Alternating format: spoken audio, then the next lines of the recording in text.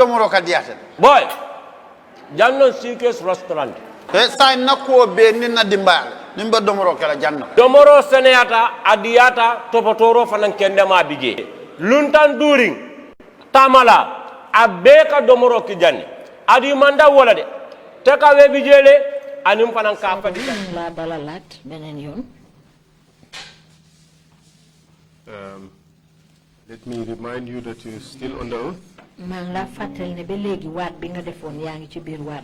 And still required to speak the truth. Before the break, you were telling us about this incident wherein this person called Sow was brought in.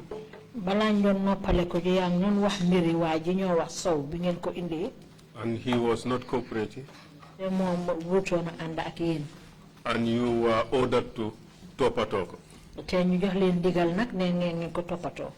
And you said members of your team gave him the monkey dance and the press up and they stretched him. Kindly proceed from there. Assalamu alaikum warahmatullah.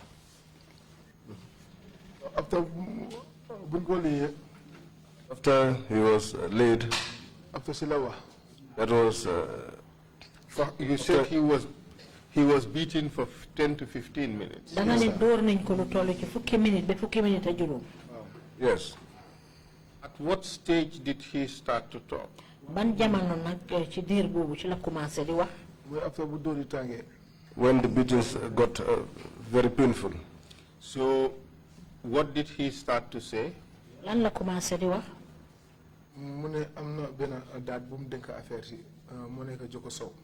there is that he gave these things to keep for him, who is Jokoso. What things? What things? That is the suitcase of money.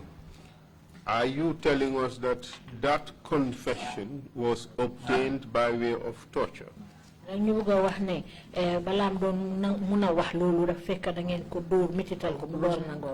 I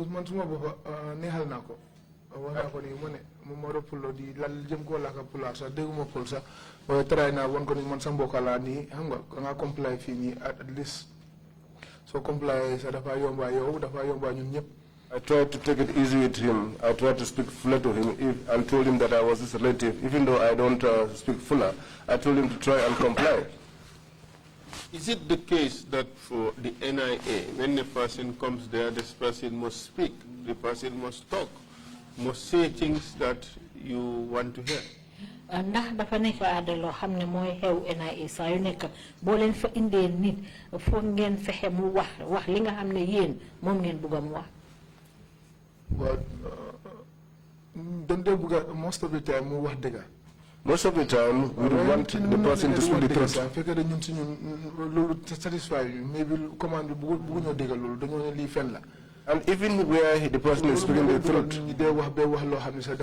and we don't believe, and we don't believe what he's saying to be the truth, even if it is the truth, the command will give instructions for the person to be beaten, and that sometimes that leads them to say things or admit things that they have not even done. But is this a matter of routine at the NIA? Especially with special operations. Ndax lii lu faral di am la foofu ci NIA surtout yéen bunta bi ngeen féetee muy special operation. ñun kenn suñu office moom soo fa ñëwee moom luñ bëgg a xam moom danga koo wax. In our office, when you come there, what we want to know, you must say it. Ci nii mbaa ci nale. Exactly. This way or the other. How? Anyway, we would come to this. We would come back to all this. So this Mr. Sow, when he told you that he has given the things or the boxes to Joko Sow, what happened after that? Mom, Mr. Sow mi bi mujjee wax leen nag ne léegi mu ngi jox keesi xaalis bi Joko Sow lan ngeen def. But before that, who was the first person that was arrested?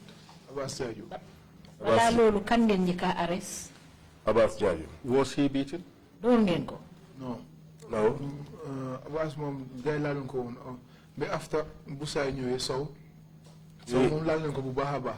They did not touch him until Sow came. Sow was beaten severely. Lañu Sow direct si Joko Sow. That was after that Sow directed us to Joko Sow. Okay. Abbas was first arrested. Abbas ngeen njëkk a arrest. Nothing happened to him. Defu leen ko dara. Yes. Okay, then Sow was arrested. Ngeen jàpp ko indi ko. He was tortured. Because I don't believe ni Abbas comme mu ngi nekkoon xarit DG. I believe Lamin Dabo sax mu ko doon bàyyi xel yu demee noonu nii xam nga. I think because Abbas was a friend to the DG, even Lamin Dabo was very careful with him. But after bu mu tàngee ba tànga moom gars yi laal nañ ko. But when things got very heated, he too was beaten. At what stage was that? Ban jamono la loolu xew. Loolu mooy bu Joko Sow ñëwee. When Joko Sow arrived. Tell us what happened when Joko Sow arrived. Bi Joko Sow egsee nag wax ñu lu xew. Waaw Joko dafa ñëw moom tamit man sax foofu laa ko laalee. In fact, that was where I also beat him. Because Joko dafa ñëw after he was just playing games with us. Di ñu woon ni tapale yi baax na si dëkk bi. Njublan gi baax na si dëkk bi dafa tax dëkk bi am xaalis. He was playing with us. Proud of what he was doing. Dafa kontaanoon daal ni tapale gi daal baax na si dëkk bi. He was happy that the fraud which was happening is good because it brings money to the country. Man foofu laa njëkk a laalee nit ci office boobu noonu. And he was proud of what he was doing, and that was the first time that I touched someone in that office. Dang ko touch ndax dang ko toroxal. Ah? Dang ko touch ndax dang ko toroxal. Dama mer rek ma gestu rek ma si laa ko mbécc. I was angry, I turned around and slapped him. But obviously it did not end at that. No. Waaye emut foofu de. No. So he was badly tortured, wasn't he? Da ngeen ko bugal bu baax a baax du noonu. Moom dama ko mbécc. I slapped him. Foofu noonu ñu fa nekkoon ñëpp a surprise because mosu ñoo gis ma laal nit. When I slapped him there, the people around were all surprised because they never saw me touch anyone before. Parce que ñu ko génnee jóobu ko si biti. It was when he was taken out.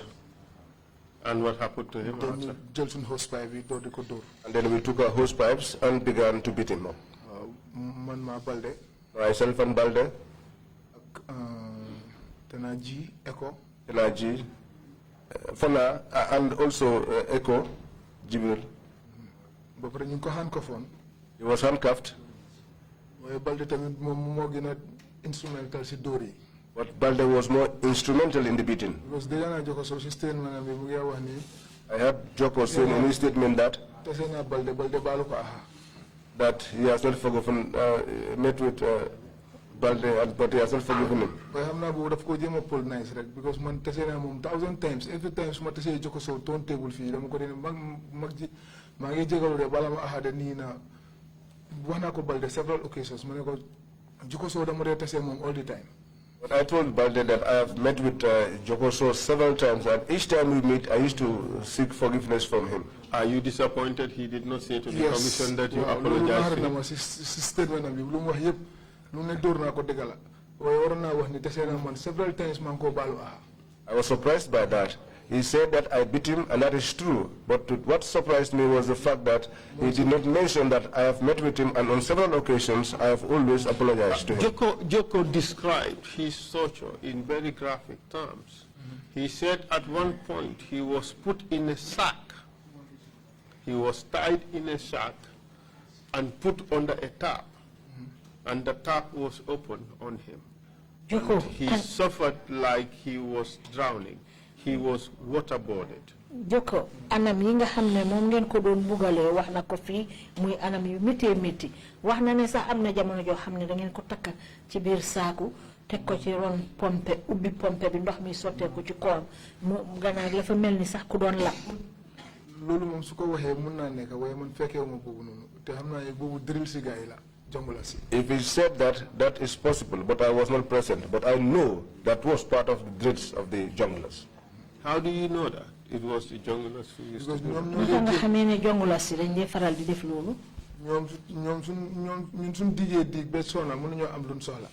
If after digging until we tire and we are not able to get what we need, ñoom suñ ñëwee suñ la yóbboo fële ne la invest. And when they come and take you to invest, those are the kind of drills that happen there. By drills, you mean torture? Yes. How would the junglers come? Why would the junglers come? Who would arrange for the junglers to come? Because it's a case president. It is a presidential case. Case president. It is a presidential case which concerns the president. The whole day, if we are there the whole day and we did not get the answers we need. Before closing hours, first we take a 5, 6 guide in the Dugasi. Before we close, between 4, 5, and 6, they will come in. Noah Baji will come in. He comes and goes to the DG. Each time you saw him sitting there, you should know that that night is going to be a very hard night. Are you suggesting that as a matter of routine, he would come and go to the DG's office? Yes.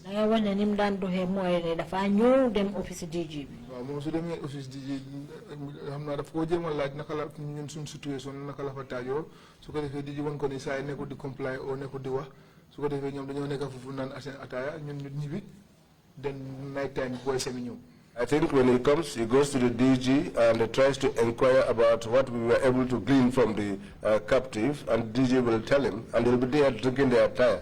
I think it's after that, in the night, his boys will come in and take over. Would you say that the GGNIA would always be in the picture?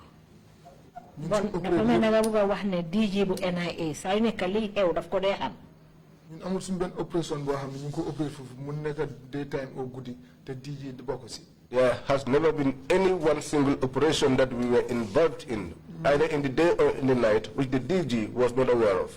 Recovery case nit amel nit xaliss yoy nonu ma bugala fe bo buga call sa nit ci pour mu fay la sa xaliss yoy way c'est fait que is official mission ñun sun official mission ci yep dafa joge ci DG.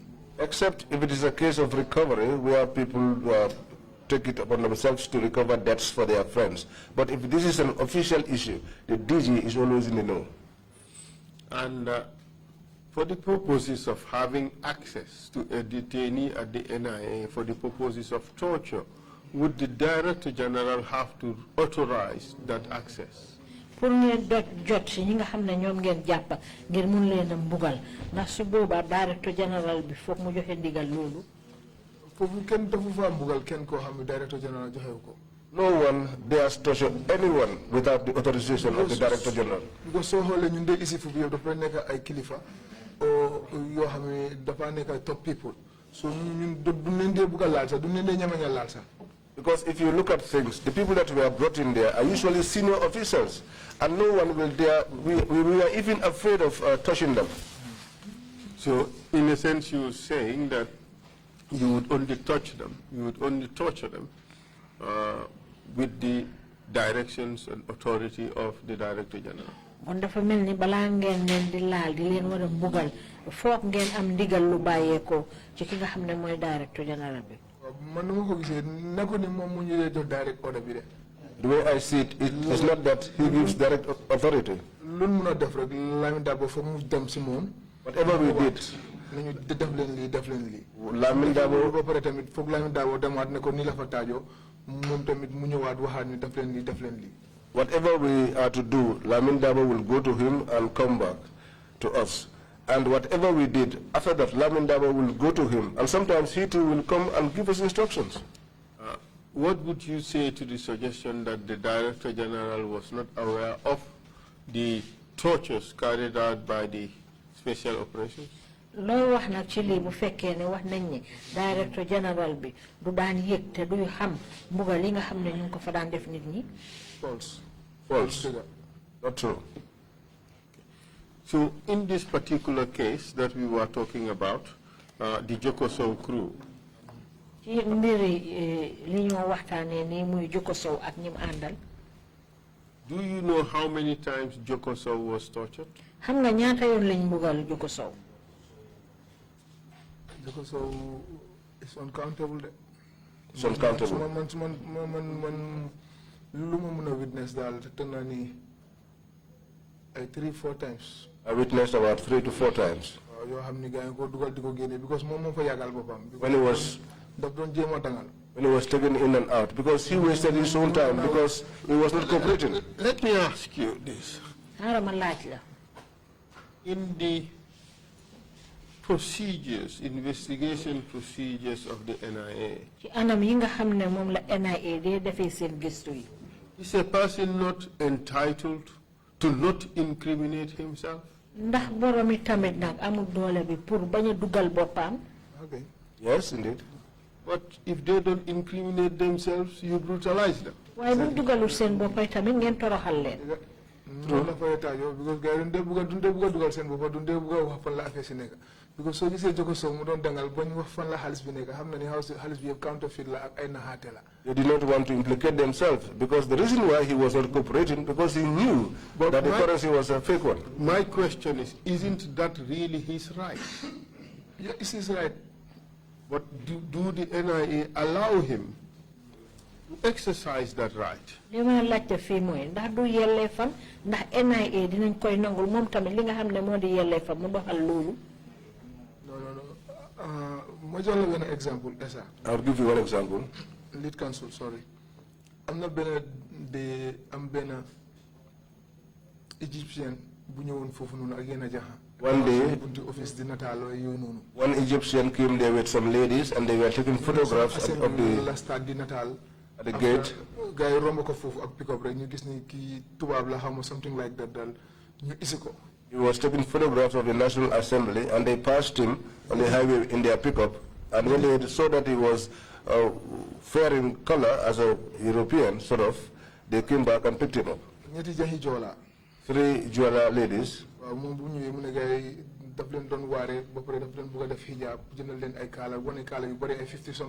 He came and he said he was preaching to them and encouraging them to use the scarf. They showed a lot of scarves. He was saying that he will not talk, he needs a lawyer. Anything it doesn't concern me, I need a lawyer. Anything they ask him, he tells them, it doesn't concern me, I need a lawyer. No. Well, with all of that, they said no. Example, so what happened to him? He spent a long time there. One after the other, kiss, explain, guest house, tranquil. What is the name of the guest house again? Si ben guest house la jaxay don liggéey ñom med nen way daf leen dé dimbalé ba paré daf leen dé waré he was leen dem bañul ma jënal leen hijab yi ni patronize leen si digante bi NIA romba ko National Assembly mu gën natal different places. He was there execution office for a long time but not beaten. The girls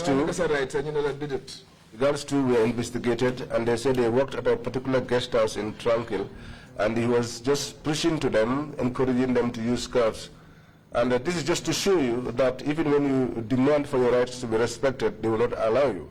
And for how long was the Egyptian man detained? Egyptian boobu nag ñaata diir ngeen ko fa téye? Took for roughly 72 hours there. I think he was there for roughly 72 hours. Well, 72 hours is within the permissible limit. Okay. But what is concerning is that the right against self-incrimination is not respected against at the NIA. Waaye li ma itteel mooy li nga xam ne mooy yellee fi nit ki et pour mu bañ a dugal boppam loolu NIA fonkuñ ko. And the right not to be tortured. Akit yellee fam tam buñ ko mugal buñ ko mitital. That too is not respected. Loolu tamit NIA fonkuñ ko. You will not tell them not to beat you. You cannot say that. As a matter of routine, they will beat you.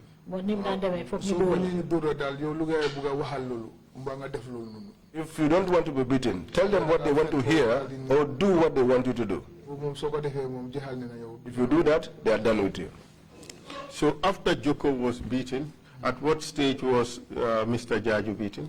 Gannaaw buñ dooree Joko ba pare nag ban jamono lañ door Mr. Jaju? Mr. Jaju Abbas.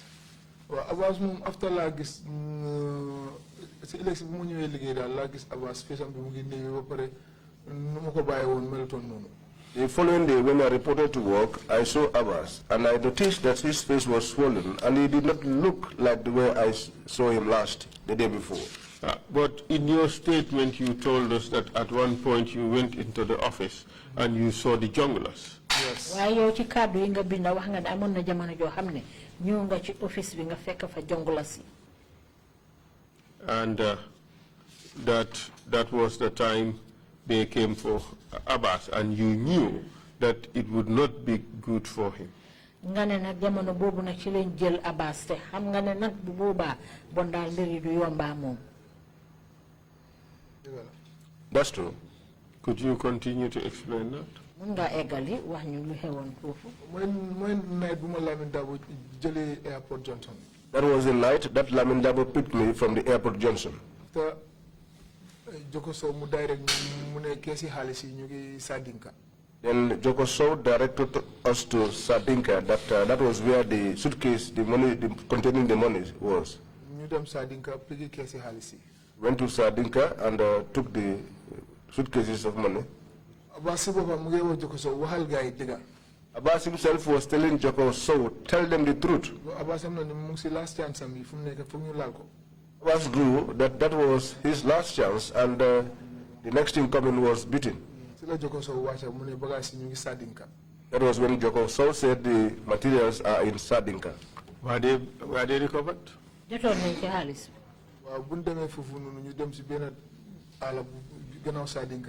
When we got there,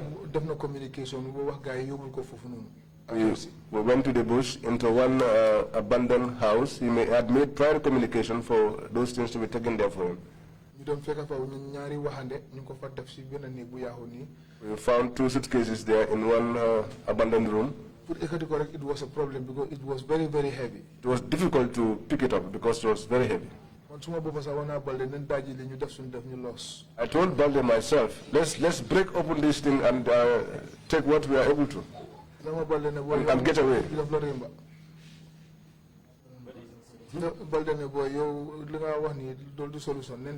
Balde said, what you are saying is not the solution, let's go. So you believed that there was, what did you believe was inside that case? Euros, dollars, pounds. Euros, dollars, and pounds. Those were the currencies. Foreign currencies, Foreign currencies in 6 suitcases. And then what happened? Then briefcase, Ghana must go. These are the iron suitcases. It's a problem. One they call Ghana must go. So for the two of us, myself and Balde, to load them on the vehicle was a problem because Balde has a problem with his waist.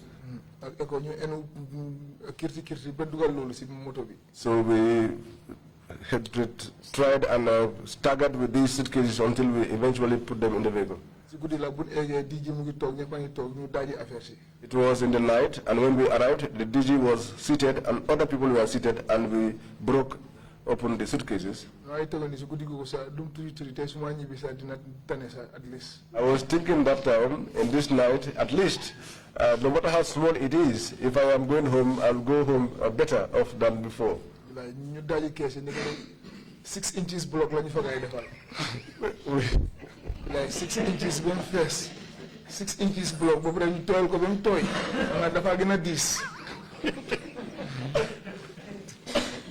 We broke open the suitcases, and lo and behold, inside we found 6 inches blocks, which were wetted, and that made them even more heavier. That made us even more angry with Joko. That was his deal. He told them to do the swap. He was just playing games and buying time for me escape, because escape. He was buying time, trying to waste time so that their marabout would escape.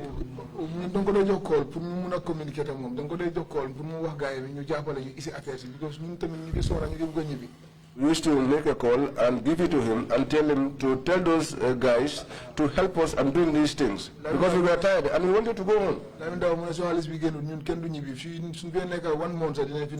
make sure that this is out, because the president said this must be out. Lamindabo said that nobody is going home. Even if we have to stay there for a month, the money must come out, because that is what the president said. But what money are we talking about here? Why? But how is it? Because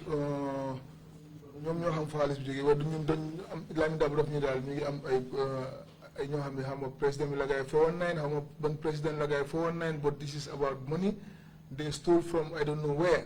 They would know where the money came from. Because they were telling us that they defrauded either the president or some other president and then fled into the Gambia. Who are the people allegedly involved in this?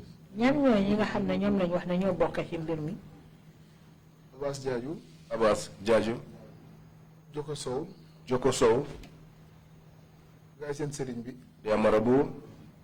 Then one, I'm not going to send a sick for small dumb baila. There is one whose surname is C. He was arrested at Costa Road when he was performing his 7 p.m. prayers. He came and parked his 4-wheel and I was about to enter into the mosque. At that time, we were following him. So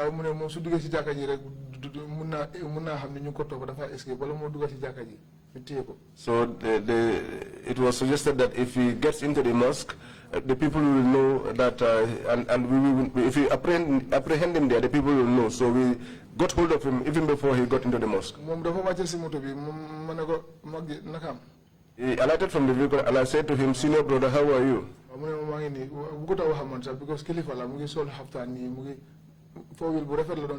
He said, I'm here. He is a very respectable person. He was dressed in a halftan. I told him, my boss needs you. He's in that other vehicle.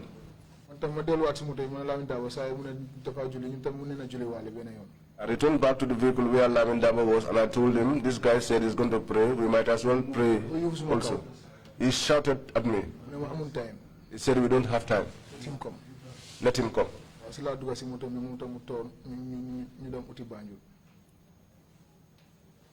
So he drove his own car? Yes. What's the name of the person? That be Sila Santa. His surname is C, but I have forgotten his name. In your statement, you have said in paragraph 24.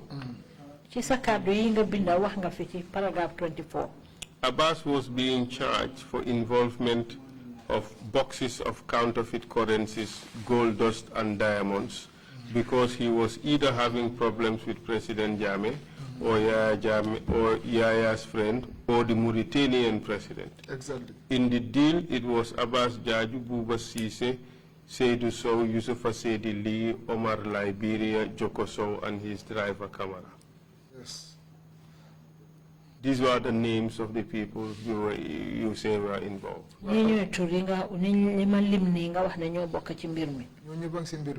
of them were involved. Now I recall that person, the guy called Sey. And then you went on to say in your statement that in most cases, if a victim refuses to give them the information they required, you are seriously tortured to extract the information. In fact, Invest is a torture room for the Special Operations Office with red paint all over the wall and a tap for washing. Exactly. So at what stage was Abbas tortured now? Legi ban jamano ci lañu du Abbas gudi bobu la gudi bu isi kessi xaliss bi. It was the night that the boxes of money were brought in. Na luñ jot ci xaliss bi. There was something we got from the money. Moy buñ démé ci négi sëriñ bi. That was when we went into the Marabout's room. We found some dollars and euros, as I mentioned earlier. Did you take care of yourselves? No, because it wasn't much. Because and there were many there, people like Lamin Dabo, we are all there watching. If I told you we were on our own, we would have taken care of ourselves. Was it normal that the NIA operatives or agents steal parts of the exhibits? No, I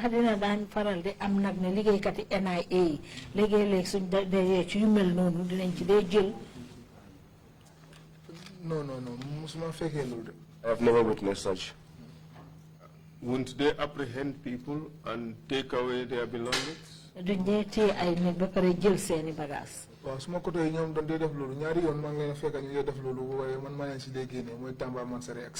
My seniors, Tamba Mansare and Sala, were involved in such activity on 2 occasions. One was at the Atlantic Hotel. The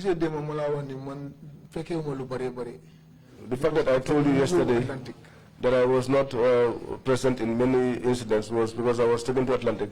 But the brothers, the senior brothers, every night they will go inside Banjul and carry out their own operations. Were these NIA operations or were they private operations?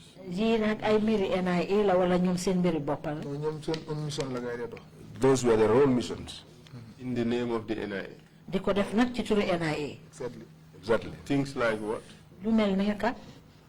Police thing like I def rek dem uti boy de jay tay ni jema am fofu dara sen loxo o dem topa ciagay jëm leena arrest pour jema nangu gay sen xaliss yu ñu rek leen dé rapino they do foolish things. They do foolish things, go after the boys who sell cannabis or after the prostitutes and arrest them and try to get some money out of them. What is their usual state of mind when they go into these operations? These two you mentioned? Jamano jo xamne ñu ngay dem ci façon yu mel ni naka lañ dé mel naka la sen anam dé bindu ñom gën ñom ñu ngi réglu all the time because ñom so leen xolé rek sen kanam bi sa di nga xamne ñi don't raglu all the time because nga gis sen kanam yépp ay mag la. They are fearsome because even if you looked at their faces, you'll see marks, and they were not always sober. Somebody came yesterday and was mentioning the name Huruhara. There were 2. You had Huruhara.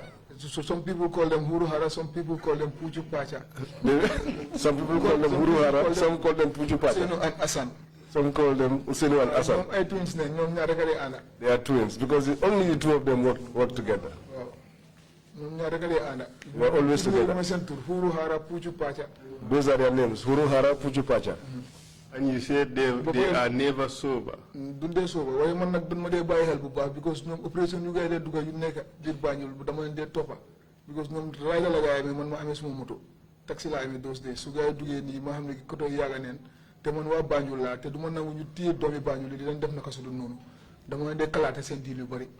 So I used to follow them in those days because they had a motorbike and I had a vehicle.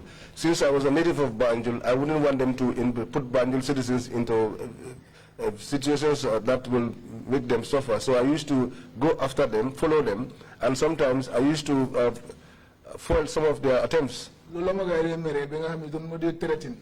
They were so angry with me that they usually threatened me.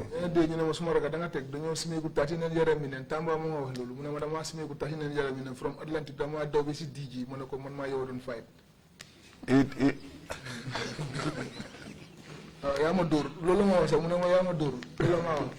Tamba threatened me that one day he will undress naked and run all the way from Atlantic Ocean to the DG and report me because to have been fighting him. One day I found them at the Gamtel roundabout. They set an ambush. There were some Malians, the Bambaras, where they wash clothes. Behold, the Bambara had spoken to a woman, and they were.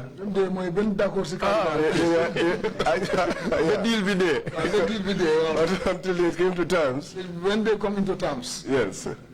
So, guided them. They were walking along going. I saw my senior officer. Which one, Puchu or Pacha? That is Puchu. Sala. Sala. Sala packed his rider and followed them.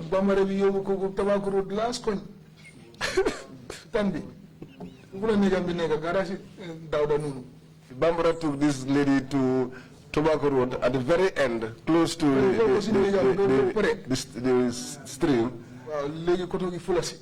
After he took the lady into his room, then the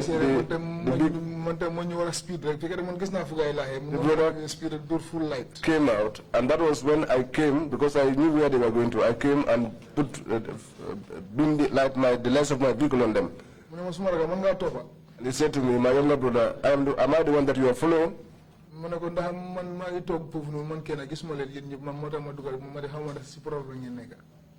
I said to him, well, I was alone behind, and I thought perhaps you were in a problem, so that was why I followed you.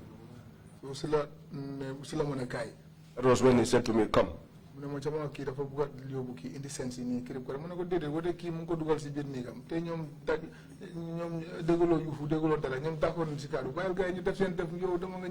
So he said,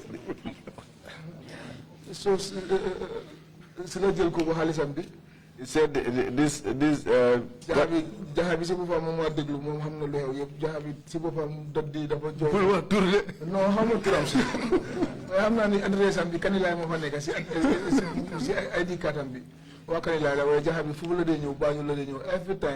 12 o'clock so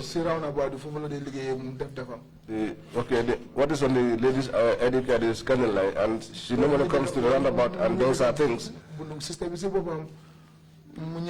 No further descriptions of the person, please. Huh? No further descriptions of the person. So this Salah took all of our money that she worked that entire night. There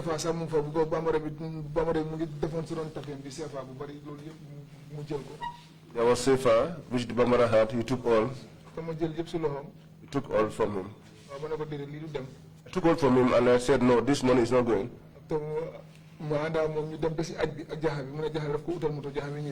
We went together with the lady until the arch, and he said he was going to look for a vehicle for the lady to go home. How did you go to the arch? He was pushing his motorbike. And the lady was walking. How about you? And the Bambara was... I was in my vehicle. I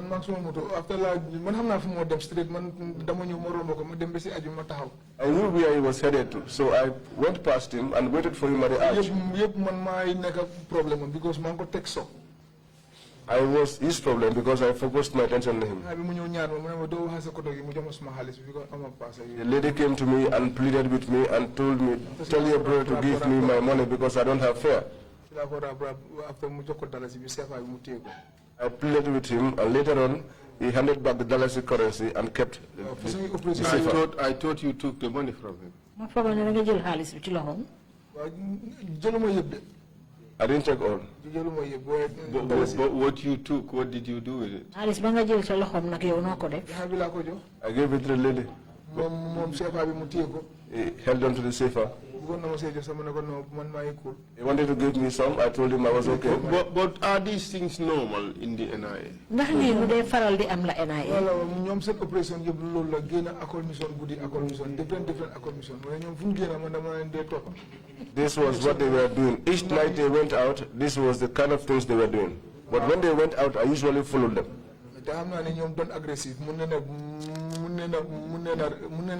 Aggressive any minute. And I know that they were aggressive, and they could get aggressive any minute. They could have implicated themselves they can implicate themselves in many things and not even know how to get out of it. So now let's go back to that night when you found the NIA, when the junglers arrived.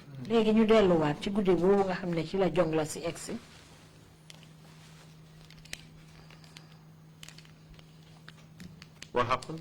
It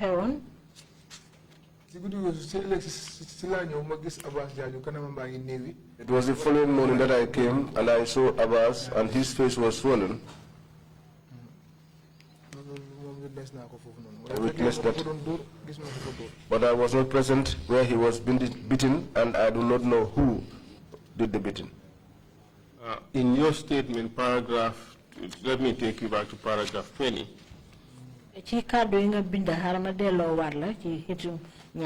Paragraph 20. You said on another day, also around 1 o'clock in the morning, that would be in the early afternoon. Well, 1 o'clock in the morning, that should be early morning then. He says, OC Lamin Jaju called me again and we have to go to the office. And upon arrival, we found that the other team members were already in the office. That is Alassane Balde and Jibril Kani. Then OC Dabo asked Jibril to go and bring in Abbas Jaju, who was in detention for a week now there. When he was brought, DG Yankuba Baji also was in the office, and later the junglers also came in. The head of the junglers team was Lieutenant Nuha Baji. He came with Michael Jata Fansunyabali, Yaya Jamme, and their driver Suleiman Sambo. I take it that this is a different Yaya Jamme. Yes. Not His Excellency, yes. The Chairman. President. We call him chairman. You call him chairman? Yes. Yes, the short one. Yes. Stocky. Yes, exactly. Yes. Chairman, Mr. Chair, Yaya Jamme chairman, testified before the commission. Which Yaya Jamme, Babil Mansa? No, chairman. Not the Babil Mansa. Not Babil, but chairman. Chairman testified. And he's a real lookalike of His Excellency Sheikh Professor El Haji, Dr. Yaya Jamme. They look so much alike.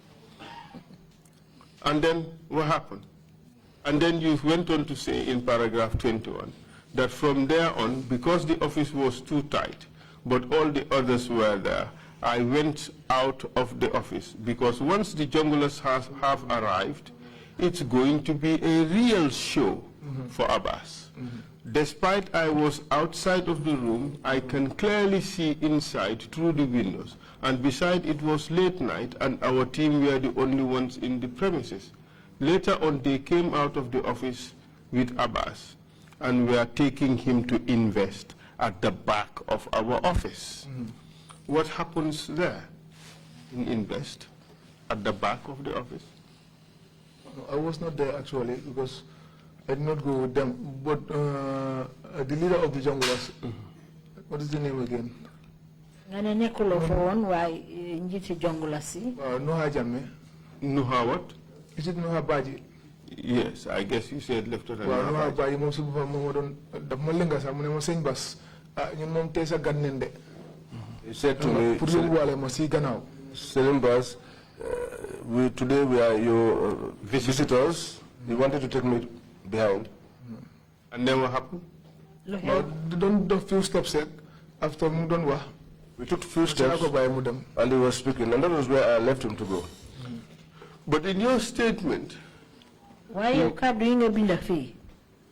You said then Aliu Sumare, alias Tamoy, came to me and advised me not to join them because they are very wicked and treat people badly. Is that true?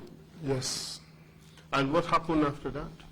Tamay mo si game because man bobu tanga mo ne kon suma first operation mo ñew goudi fofu nonu xam mo naka la fa tajo.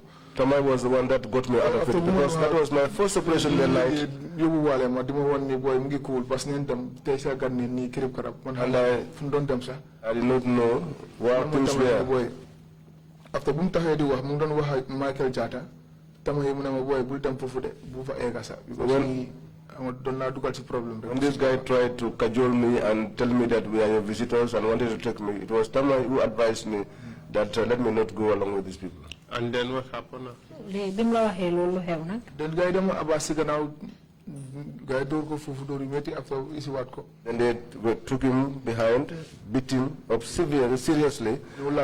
In your statement, and then you said, brought him back. In your statement, you said all of a sudden I saw them take hose pipes to torture Abbas, and then I found something back. I found back. I can safely say Abbas was tortured. I did not take part in it. True. Who tortured him? Kan moko don do non ci wala xamoon na ko torture because eguma fa won way xamna ni boy yi yepam fa won ñuma mention ci that night. I don't know who tortured him because I was not there, but all the boys that I mentioned earlier on were there that night. Who did you see take the hose pipes? Kan nga gis mu jël hose pipe bi? Michael Jata. Michael Jata. What? Ba pare say nakal tuwa ñi ngi amone tamit taser. Taser. We had taser. Because ñom suñ dugasé ci suñ dugasé fofu guddi gi loolu la gay def foyé tata ñu ngi taser fofu yépp su ko defee yow suñ waré jëflanté yow sa fit du togagum. Because they used to play with them when they come in night. They used to sparkle them in the night so that the one that they are about to deal with, once you see them, you are scared.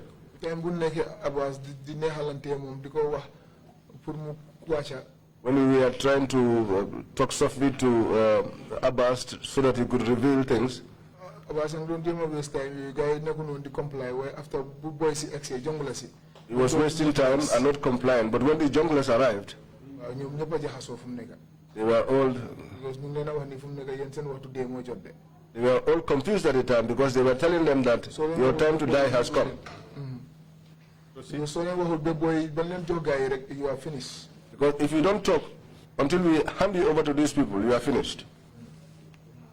So it's your testimony that all these people were tortured. So mom ci sa kaddu moy dal ne ñi ñepp mugal nañ leen fa. All of them. All these people who were arrested and alleged to have been involved in a 419 scam. Ñi nga xamne ñom ngeen jappon ci tumal leen de. The only person who was not beaten was the one. The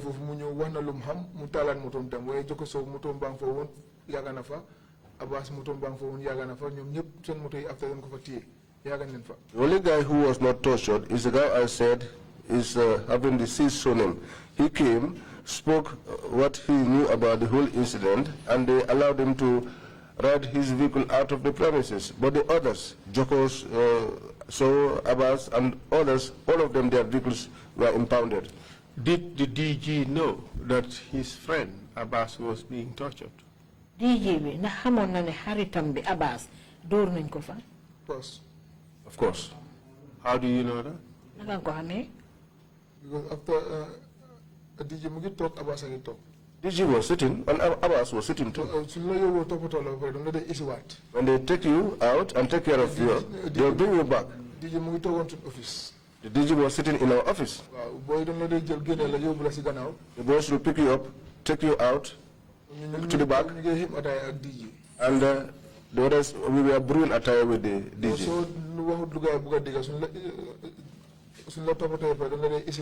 If you don't tell them what they want to hear, after they have taken care of you, they will bring you back. I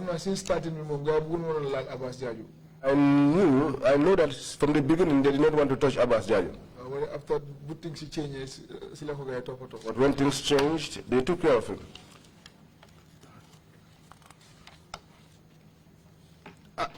apart from this incident, gannaaw xew-xew boobu there was another money dealer, money doubler, who was brought in and beaten.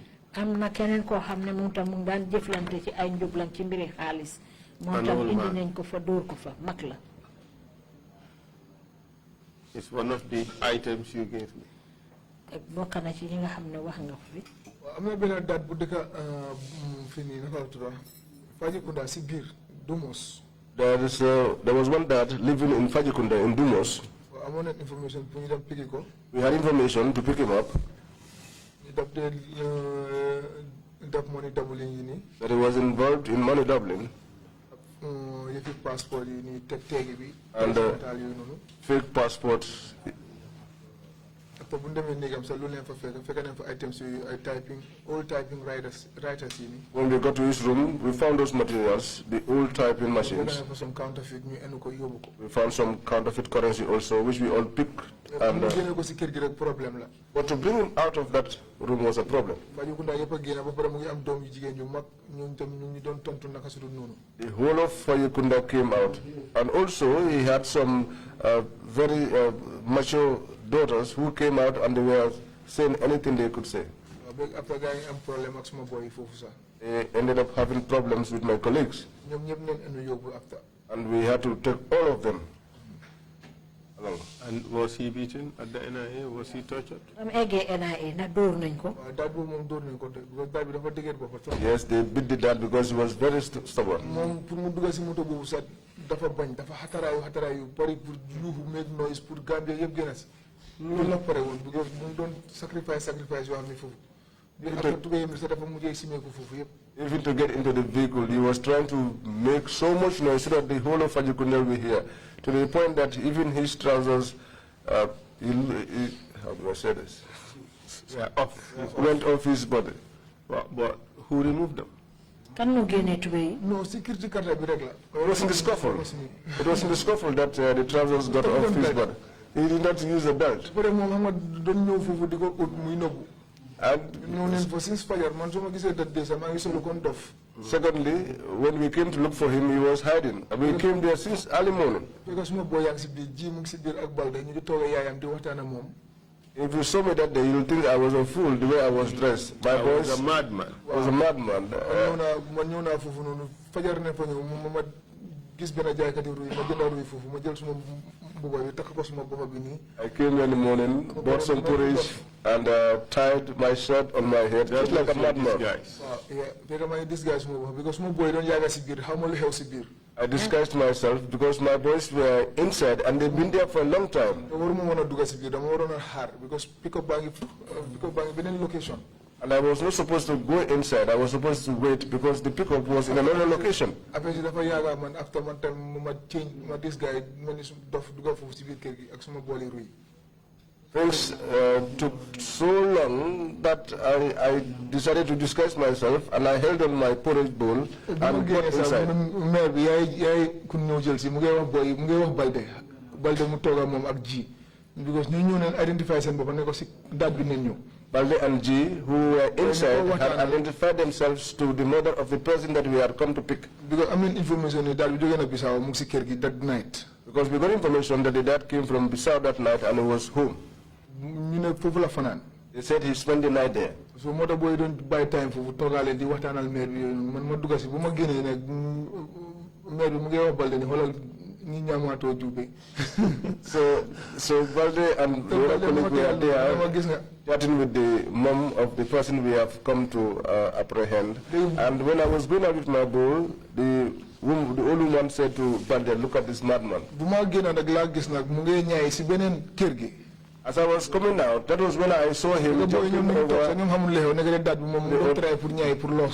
over the fence to the next compound. The boys were sitting there, but they did not know that this man was making an attempt to escape. When we had the noise of bulls clinking against each other, that was when the boys got up and they followed. Because security carte boobu doomam bu jigéen tam ñu ngi doon wax ne kii nekku fi bu leen duggal suñu kër bu leen ñu jaay doole bu leen trespass ci crib karab they were saying all these foul words so ñun tam ñu forcer rek. So that was when the boys forcefully got into the room. And then you caught him. And then the param started. After ne ko yóbbu Banjul moom tamit. We took him to Banjul too. ñoom dafa mel ni ñoom suñu gars yi nekk noonu do si dee proud de because moom tam mu ngi yuuxu si kaw mu wariwut mu ngi wax nit mu ngi saaga ndey ku nekk. It was ñëpp la doon saaga ndey ku ko ragalut kenn si ñun. It was as if he was proud of what he was saying, and he was saying it aloud and insulting our mothers. In the end, he was taken care of. Yes. Mercilessly beaten. We beat him, yes. By the special ops. So I don't know because mom sa handcuff la dé door.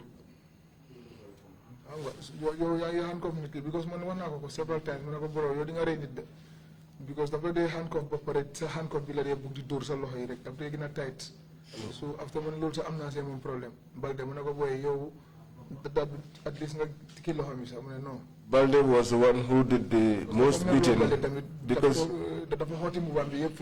usually when he is beating you, he usually beat on the handcuffs. And one time I told him that you will one time kill somebody here. He was so angry with the man that he tore his shirt. Okay. But this guy was beaten by all of you from special ops. Why mom yeen ko dóor ni baye ko special operation. Not all of us. Those of us who were present on that particular operation. Give us names, please. You've mentioned yourself. Did you beat him? Yes. Yes. Balde? Balde, did he beat him? Yes. Yes. Who else? G, that is Jibril Kanyi. And who else? Tamai. And Echo. Okay. Tamai is Ali Sumare. Yes, sir. Yes, but earlier on you told us that Ali Sumare was the only person who you never saw participate in any beating. Yes. But on this occasion he beat. It's false, sorry. Martin says everybody beats. Well,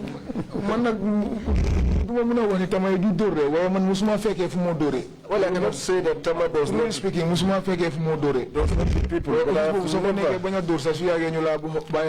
I've never witnessed where he beats somebody. In fact, in that office, if you refuse to do beating, if it gets to a point where people are so this is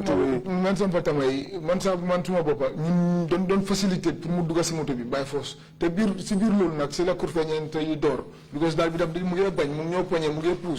so is that what is called the Pirim Param? The Pirim Param was when the dad was resisting being put into the vehicle because he was throwing blows at us, and that was where the scuffle started. And tell us about Kamara, the cattle dealer.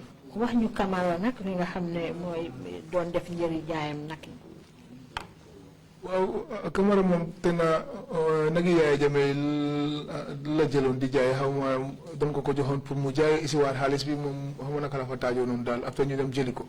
Kamara, I think he had taken some cattle from Yajame to slaughter and sell, and after that he did not retire the money, and after that we were asked... No. I think what he said was Kamara was giving Yaya Jame's cattle. He doesn't know whether it was to sell or not. He doesn't know what the arrangement was. All right, but we had to go pick him up. Proceed, please. So after we say mom don't comply. So when we brought him, he too was not compliant. But to me, he was speaking the truth. But they did not believe what he was saying.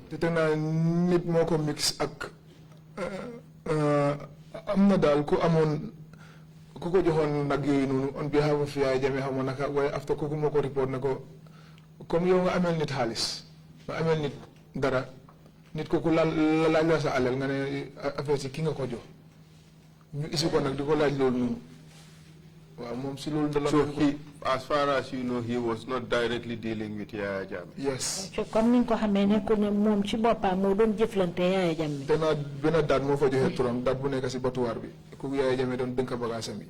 He mentioned one old man's name at the abattoir who Jammeh was keeping his things with. Kooku moo fa mention turam after ñu isi ko try lu nekk mu bañ a wax fan la bagaas yi duga. He mentioned his name. They brought him, tried to ask where the materials were, but he was not cooperating. So what happened? Then Kotopato, or he was given VIP treatment? Did you take care of him? Or given the VIP treatment? All of them were combined. He was beaten. Because he was beaten mercilessly. I pitied him in the end because all of his body was wounded. Who participated in that one? Balde. And who? Echo. Lamin Dabo. Lamin Dabo. Lamin Dabo mo door Dorisa. Lamin Dabo started the beating.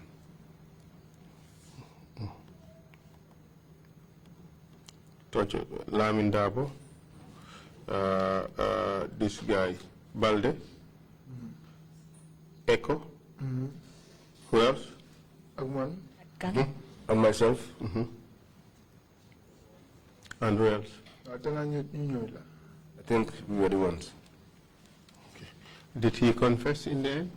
I don't believe he spoke. I think he did not even commit that offense. He was in the there was anything positive we have from that guy.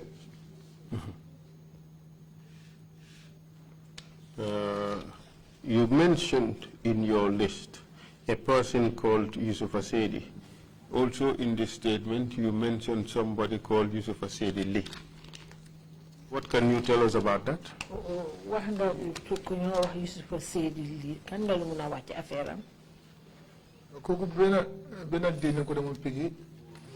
We picked him up one day. I think it was with regards to the Joko's case. Was he tortured? No. She's the lucky one. Is he the person called C? No. Okay, or they're different, two different persons. Right. So these are the two lucky persons who are not tortured. And the other guy, Silla. And the other guy called Silla. Yes. Okay. Amongst the incidents I witnessed. But the one who sells cattle was beaten. Okay.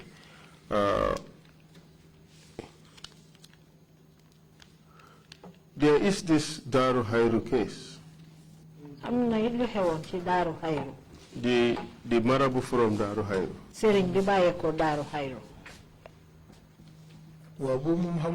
Because office I don't know much about that case because I came to the office that day and I found one sheriff. I asked my colleagues and they told me that he lived in Serekunda. But the situation, I don't know whether it was between him and the president or something like that.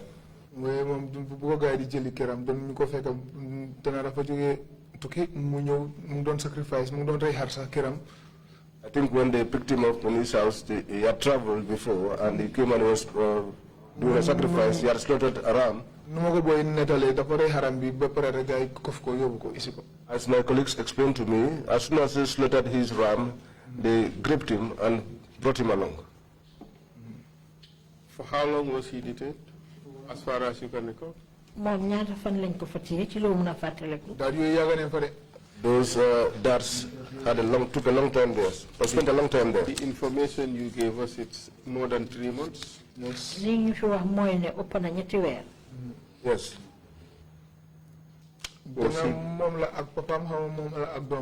I think it's either him and his father or his son. I think it's a family, but they were all Marabous.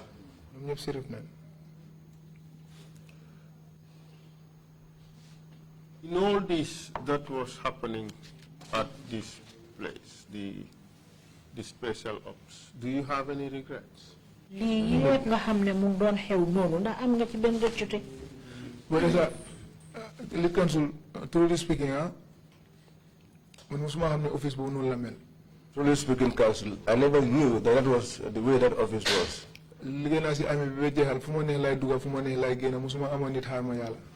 I worked in the army until I left, and I got to any office I wanted to, and I never had any issue with anybody. But the issue of Joko Sow, that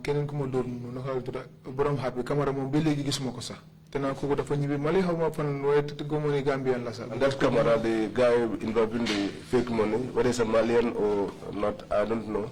I went to Abuko on 2 occasions to inquire about him, but I never got the chance to meet him. Since day one, office. But other than that, since day one that I got into that office, I regretted why I went there. Because is a noble job that we do for our country. With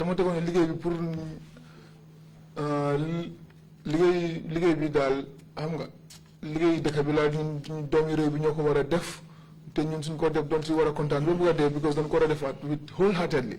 I thought this was service to my country, and that was work that the citizens of this country had to do, and if they were to do it, they should do it in gladness. But when I realized that there was bias in the work, that we were continuously used anyhow, if in our own people began to look at us with suspicion, but I don't know about other people, but for me personally, that was not the way I was trained. I thank God a lot because Aliou Smare was always there by my side assisting me. If it were not for Tamai, my hand would have been stained in many cases. Because you bury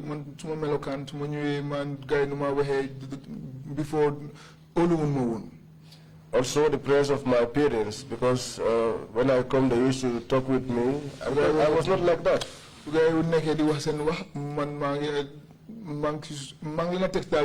the time to try correct.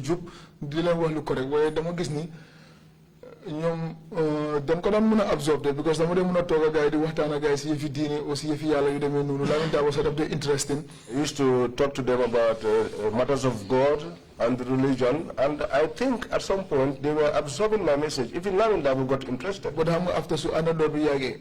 But you know, when people are together for a long time, because my gis ni suma gaay yu ma andal yeb ñu ngi def li ñu ko def ñu ma bay ci biir man tamit dama bëgg participate fully. I realized that the people that I worked with, they were engaged in activities and I was left out. At some point, I felt I too had to get involved. That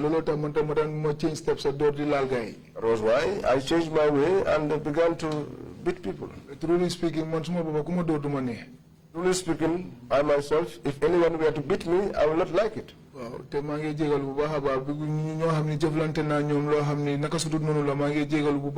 apologize here wholeheartedly for those people that I have dealt with in not proper manner, for them to forgive me. Do you know this Paul guy who used to deal in foreign currency? Xam nga waye pour bi nga xamne daf daan jëflante ci mbiri xaaliss bitim rew. Wéccikati xaaliss la. Wéccikati xaaliss la woon. He lived in Manjai. Ngi dëkk Manjai. Wéccikati xaaliss bu dëkk Manjai.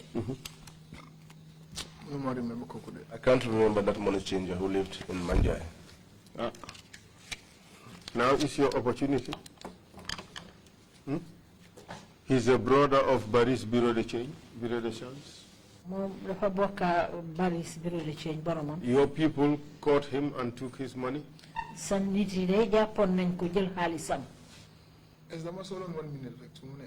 needed a minute, if you could allow me. No problem. You want me? Mr. Chair.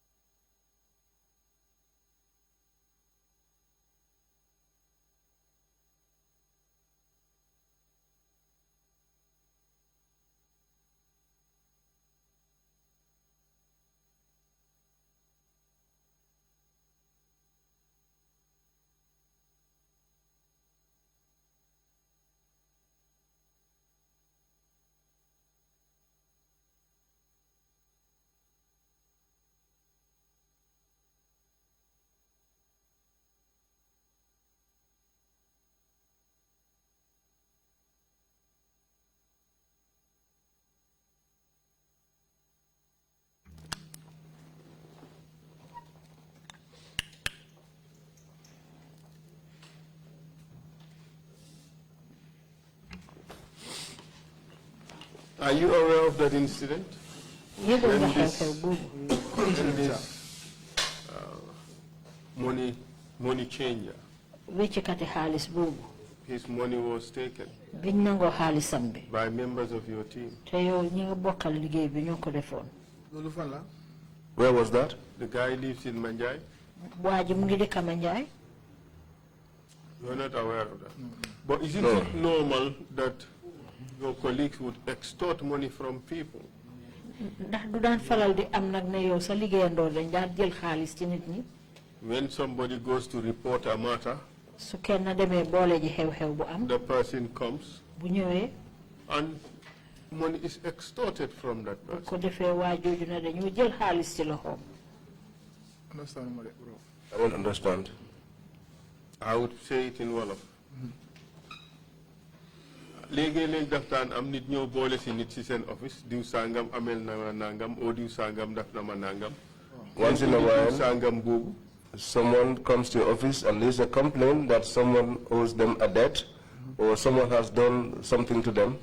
diw sangam boobu biñ indi foofu balaa ngeen koo bàyyi di ngeen jël dara ci moom. And then you will go and collect that person who is accused, and before you let the person go, you would have extorted money from the person. su fekkee nit ñëw na report si foofu ne nit daf ma amel xaalis. If someone comes and claims recovery or claims that someone owes them a debt, nga wax ko Lamin Dabo o nga wax ko mu nekk kenn ku concerned ci office mu handle ko. tell Lamin Dabo or someone concerned in the office to handle it. mu ne ma bas callal number bi nii kii dafa amel kii xaalis.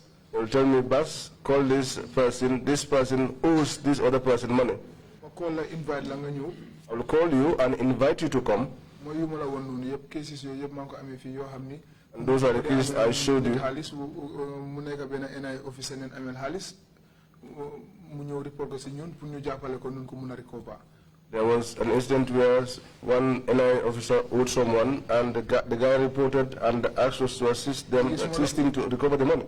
léegi su ma la ooyee nga ñëw ma explain la ne la yow yaa amel diw sangam xaalis because of lii. If I call you to come, I'll explain to you that you owe so and so person money.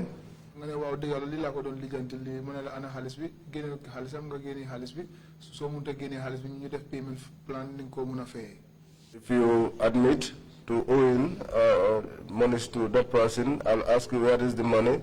Otherwise, if you don't have the money there instantly, we'll draw a payment plan. waaye du ma la dóor du ma la saaga dañoo toog ñu waxtaan ñu seet na xam ko mun a fayee. But I will not beat you, I will not insult you. We'll sit down and discuss and look at ways in which you may be able to repay the money. yaa maa wax ni every month or every week or every lii nii laa ko mun a fayee. You are the one who will tell me either every month or every week, this is the amount that I will be able to pay. Then ma oo borom xaalis bi laaj ko ndax loolu feeboo na ko su ko feeboo then we go ahead.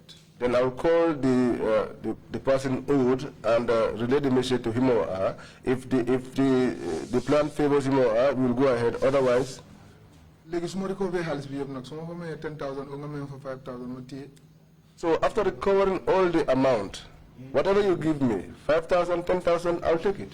Sometimes even the person who owed money would be asked to pay something to the NIA staff to be before his release. léegi sax ki nga xam ne moo amel nit ki xaalis ñu indi ko fa di ngeen koy laaj pour mu jox NIA liggéeykat yi xaalis balaa nga ko bàyyi.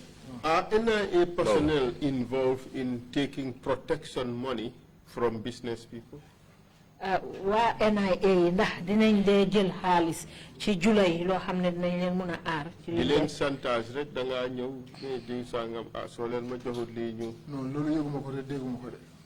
I'm not aware of that. I have not heard about it. These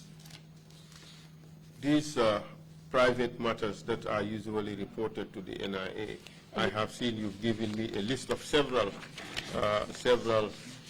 instances where you have collected debts from the people. Do you realize, is this fact known to your bosses, that NIA staff were doing this? They were collecting debts on behalf of people. The agency was being used privately by individuals. léegi ay nit ñu jotee rek kii amel na kii ak ay jotee seen diggante rek ñu indi leen foofu ci NIA yi boole si leen ndax seen kilifa yi seen njiit yi xamoon nañ ne yéen a ngi doon def loolu. ñoom seen bopp ñu ko day jox. man nit du ñëw rek ne ma defal lii ma def loolu noonu man suma bopp sax du ma nit amee sax du ma ko mën a isi foofu because kuy dugal foofu foog ñu bina sa tur si bunta bi sécurité They usually will. foog ñu kon loolu yëpp te boobu dafa dem si DJ dañoo xam kana dugal si fii tey They will give ku us. dugal si foofu dina mën a xam kii lan la fi ut si ak si kan la ñëwoon. They themselves would be the ones giving us those assignments. Because I myself, even if someone owed me, I would not bring that person there. Because anyone that enters into that complex has his or her name booked in the diary. So list mo la jox nonu Ustaz Dramé lisam mu fa Akibayo case bobu tamit Lamin Daw mo ko jox. If you look at the list, Akidabu and Ustaz's case, Akibayo, and the Ustaz's case is there. Lamin Dabo gave me that case. And things of that nature. They take private cases and bring them in there. Are you aware that this is all unlawful? I never knew. This is NIA is an intelligence agency. This is not work for the state. True. xam nga ñun ñu ngi ñëw pour ñu ngi ñëw si office bi fresh ñun ñoo jàngal job bi ñun lu ñu gaay def leen lii rek loolu la def. You know, we came newly to the office and whatever they asked us to do was what we did. Thank you very much, Mr. Chair. I have no further questions for the witness, except to say that in your statement you told us that most of these tortures were done for and on behalf of Yaya Jammeh. waa jërëjëf Chairman amatuma lu ma ko laaj xanaa rek ci sa kàddu yi day wax nga fi ne lii ngeen daan def di mbugal nit ñi di leen mitital yëpp yéen a ngi ko doon def ci turu Yaya Jammeh. because ñun loolu la ñu gars yi day wax. That was what they told us. They will always tell us this. ñun suñ case yëpp case bu dee jógee si State House la day jógee ñëw ñu toppatoo. That all our cases emanated from the State House, and when they come to us, we took care of them. Thank you very much, Mr. Chair. Thank you, Counsel. The list that you referred to, private matters that NIA got involved in, are you going to submit it as an exhibit, or can we have an idea of what is on that list? I can exhibit it, Mr. Chair. These are diary entries. These are diary entries of... Maybe if you can read it then, yes, and tell us what's in that list. Okay. I mean, it depends on how it is organized. Okay, I'll put this one in. This is an undertaking by one Mamadou Samati of Kotu, who owed one woman called our ward, and it was $150,000, and a payment plan was made. And this is a document is here to witness that. There is here also another document, one Basirou Bajo. This was a visa issue. 600 euros was paid, and 600 euros and $10,000 and another $60,000 for pocket money. This was the Akibayo case, Akubayo and Ustaz Drame. We have a document to show that. There is also an undertaking by one Adama Gay to pay $55,000. I don't know to who.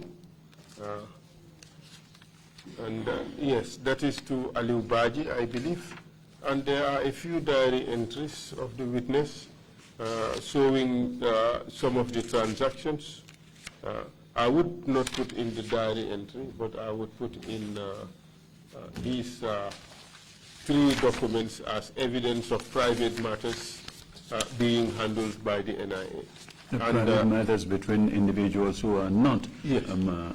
Yes, they have nothing to do with the state. And this should be Exhibit 190, if you accept them, Mr. Chair. Exhibit 190, Exhibit 191, and Exhibit 192. Sorry, Exhibit 190A and Exhibit 190B. Thank you so much, Counsel, for that.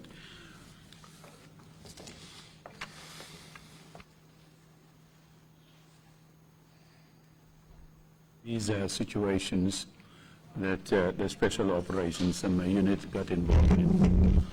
Heard them tortures, money doubling.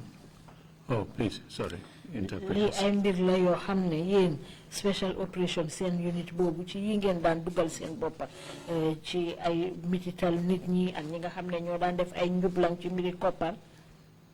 Just doing the list of tortures, money laundering, drug dealing, prostitution, extortion. Li ngeen daan dugal seen boppa ci mbiri njublan ci wàlli xaalis di mitital nit ñi di jëflante ak ñi nga xam ne ñooy jigéen ñi jaay seen boppa ak yu mel noonu. Extraordinary. Du doy waar la. Commissioners, if you have any questions, Imam Jallo, you have the floor, please. Witness, seede bi. I listened to you very carefully. Déglu naa la bu baax nag. You sound like a very religious person. In fact, to say you are an angel. Ni ma la gisee nii daal danga mel ni ku am diina. Are you still working with the NIA? Ndax léegi ba léegi yaa ngi liggéey ak NIA. Yes, sir. With all the things you have done with your companions and all the evil things you did to people, why are you still working with the NIA? Ak yow jëf yu bon yi nga xam ne def nga ko ak sa ay naataango yëpp ak li nga xam ne teg nga ko nit ñi foofu lan moo tax nga des ba tey di liggéey NIA. Dat am nga léegi moom mën naa ne jëf yu bon la because ñun bu ñoo def li yëpp mënuñu mën a xam ne sax nit ñi la fa taajoo because ñu ngi tegoon ni ñun ñu ngi liggéey ngir suñu dëkk rek ak suñu réew. These bad things we did, at the time we did not see them as such. We thought that we were doing this for our state. But the reason why I still remained in the NIA, because nekkuma di liggéey ba pare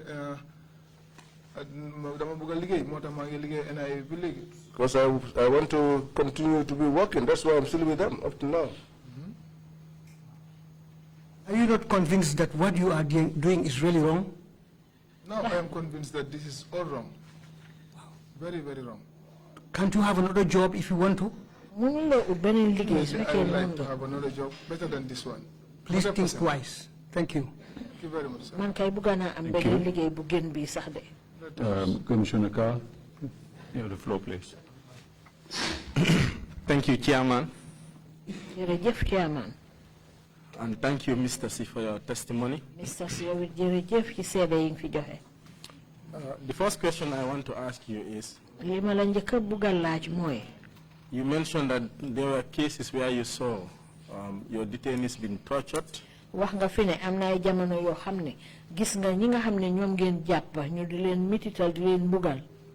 And in fact, in one case, you said you saw one of the detainees with a swollen face. Am na ci boo xam ne sa wax nga ne gis nga borom kanam gaa ngi néewi xar-xanam bi. Did you offer them any medical treatment? Ndax di ngeen leen daan faj. Normally, suñ jëflante yow ba pare si élection. Normally, if they dealt with you the following day, they will take you to the clinic. We have a clinic there. Then they will take care of you there. And they will take care of you there. In fact, I was coming to the issue of the clinic. Thank you for mentioning it. What was the purpose of that clinic? Man lu bëgg ñëw sax ci mbiri clinique boobu noonu fajeekaay bi moom lan mooy jubluwaay bi ñu def ko fa. Mooy ñun suñ feebaree we report sick there and then we have medication. That is for us. Tamit koo xam ne dafa gaañu foofu noonu dara jot ko suñu loxo ñu yóbbu ko foofu ñu jox ko garab. It was for us. When we got sick, we went there and get medication. Also, the detainees there, if one of them gets injured, after that we dealt with the individual, they too go there and get treatment. We received information that the clinic was also used to fabricate, for instance, death certificates and things like that. Can you confirm that? Am nañ xibaar goo xam ne sax wax nañ ne dañ ko daan jëfoo pour di tapale daal ay kayit wane ne kii dee na pour kayit bi mën a seede dee boobu noonu ndax yëg nga loolu. I don't know anything about that. Okay, thank you. The other question is that you also mentioned that leneen li tamit wax nga fi ne. When you went to arrest one of the elders, he was about to pray or he was praying. Ba ngeen am na koo leen demoon pour jàppa mu ngi doon waajal julli. And you asked, is it Lamin Dabo if that he should also pray? nga laaj Lamin Dabo ne ndax duñ julli ba pare. So were you torturing people and then praying? Because when we went to visit the NIA, we also saw a mosque there. Da ngeen dee mbugal nit ñi ba pare di julli ndax biñ demee NIA gis nañ fa jàkka. non julli gi moom. As for the prayers,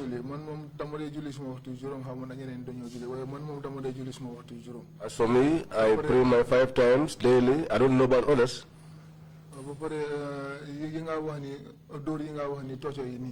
And these tortures you are talking about? The same thing. The same thing. If you do something that you know that is not right, after that you go and pray to God and seek for forgiveness. And what about the victims? Do you ask them to forgive you, or are you willing to ask your victims to forgive you? That is what I want. In fact, that is one of the main reasons why I wanted to come here. I don't want to meet with somebody and I will be looking downwards. That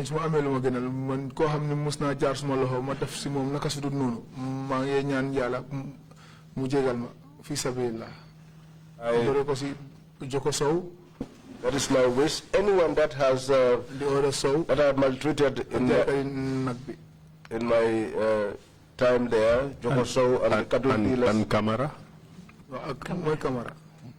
And Kamara, I want all of them to forgive me. And the old man, the other Monedable.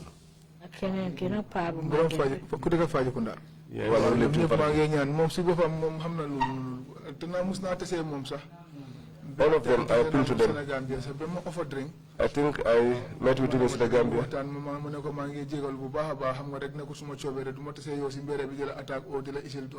Offered me a drink in the Gambia. We sat down and chatted, and I told him that that was not my intention. Because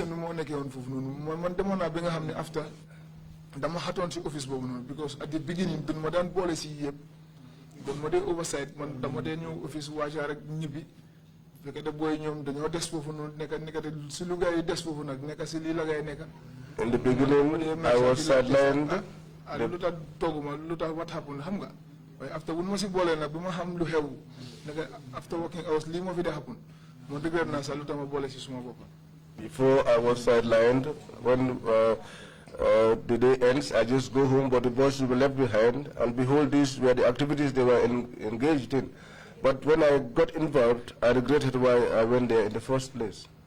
So you would say that peer pressure was also one factor why people participated in torture and other illegal activities at the NIA? Bon dafa melni mën nañoo wax ne da pour toppando sa àndandoor ñoo la daan pousse ba nga dem toppaleen nga roy leen daal ci nga xam ne moom lañ doon def. Because loolu moo nekkoon the order of the day. That was the order of the day. Thank you. Imam is the chairman of the Reconciliation Committee. Maybe he will talk to you about your willingness to participate in reconciliation. Thank you. Okay, thank you very much. Bishop Adika, you have the floor. Thank you, Chairman. Mr. C. Sir. Bishop Odiko Mola Laj, Mr. C. You're a very fine young gentleman. Now, most of the victims that you tortured, were they your age group? No.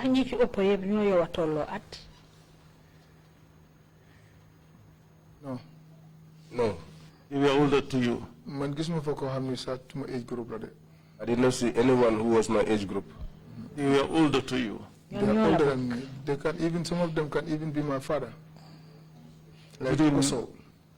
At that time, what went through you when you were torturing people that were older to you, or even some of them that could be your parents? Jamono ji nga xamé ne yaa ngi mbugal ay nit ñoo xam ne sax mën nañoo nekk sa ay waajur naka nga dee yëg loo dee yëg.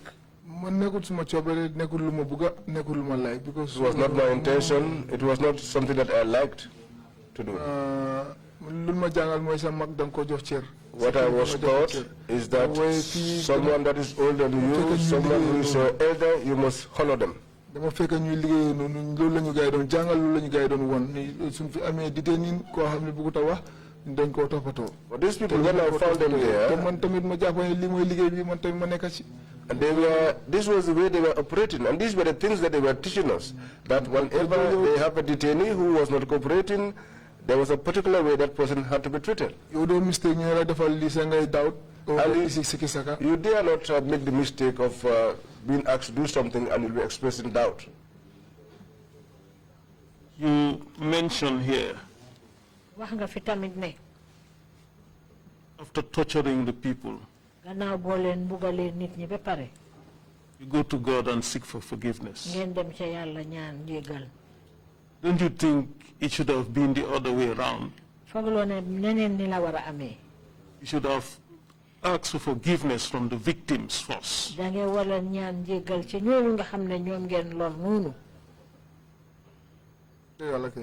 is true. That is why wherever I meet with them, I used to apologize to them. Jokoso, not one time, not twice. The other dad that we arrested in Fajikunda, the same thing.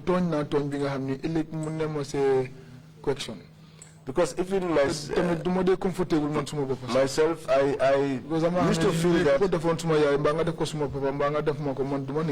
I felt that I have committed an offense which I had to apologize for, which is making me uncomfortable sometimes. Because I know that if someone had done the same thing to my father or my mother or even to myself, I wouldn't have liked it. Because we did not have any means.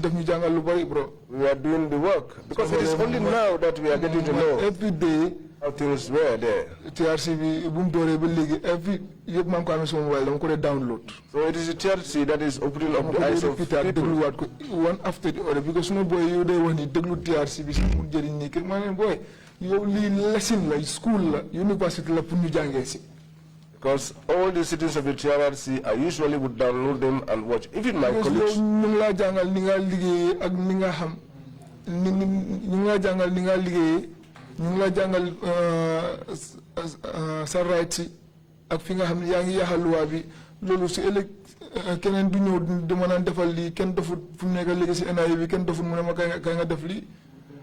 And even my colleagues,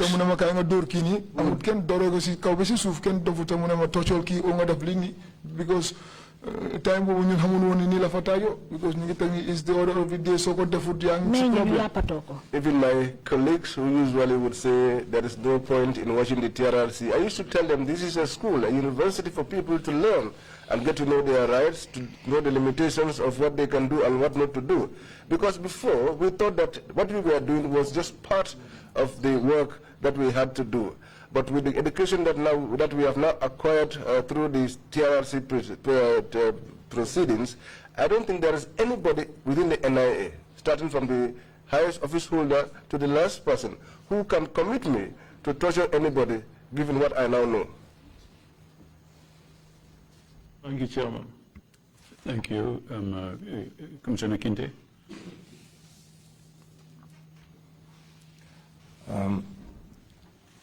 Good afternoon, Mr. C. Mr. C, you told us you regret most of what you were engaged in. And you have attempted to apologize and seek for forgiveness from the various individuals. In fact, you went further to say you were disappointed that Joko Sow did not admit or reveal that you had apologized a number of times.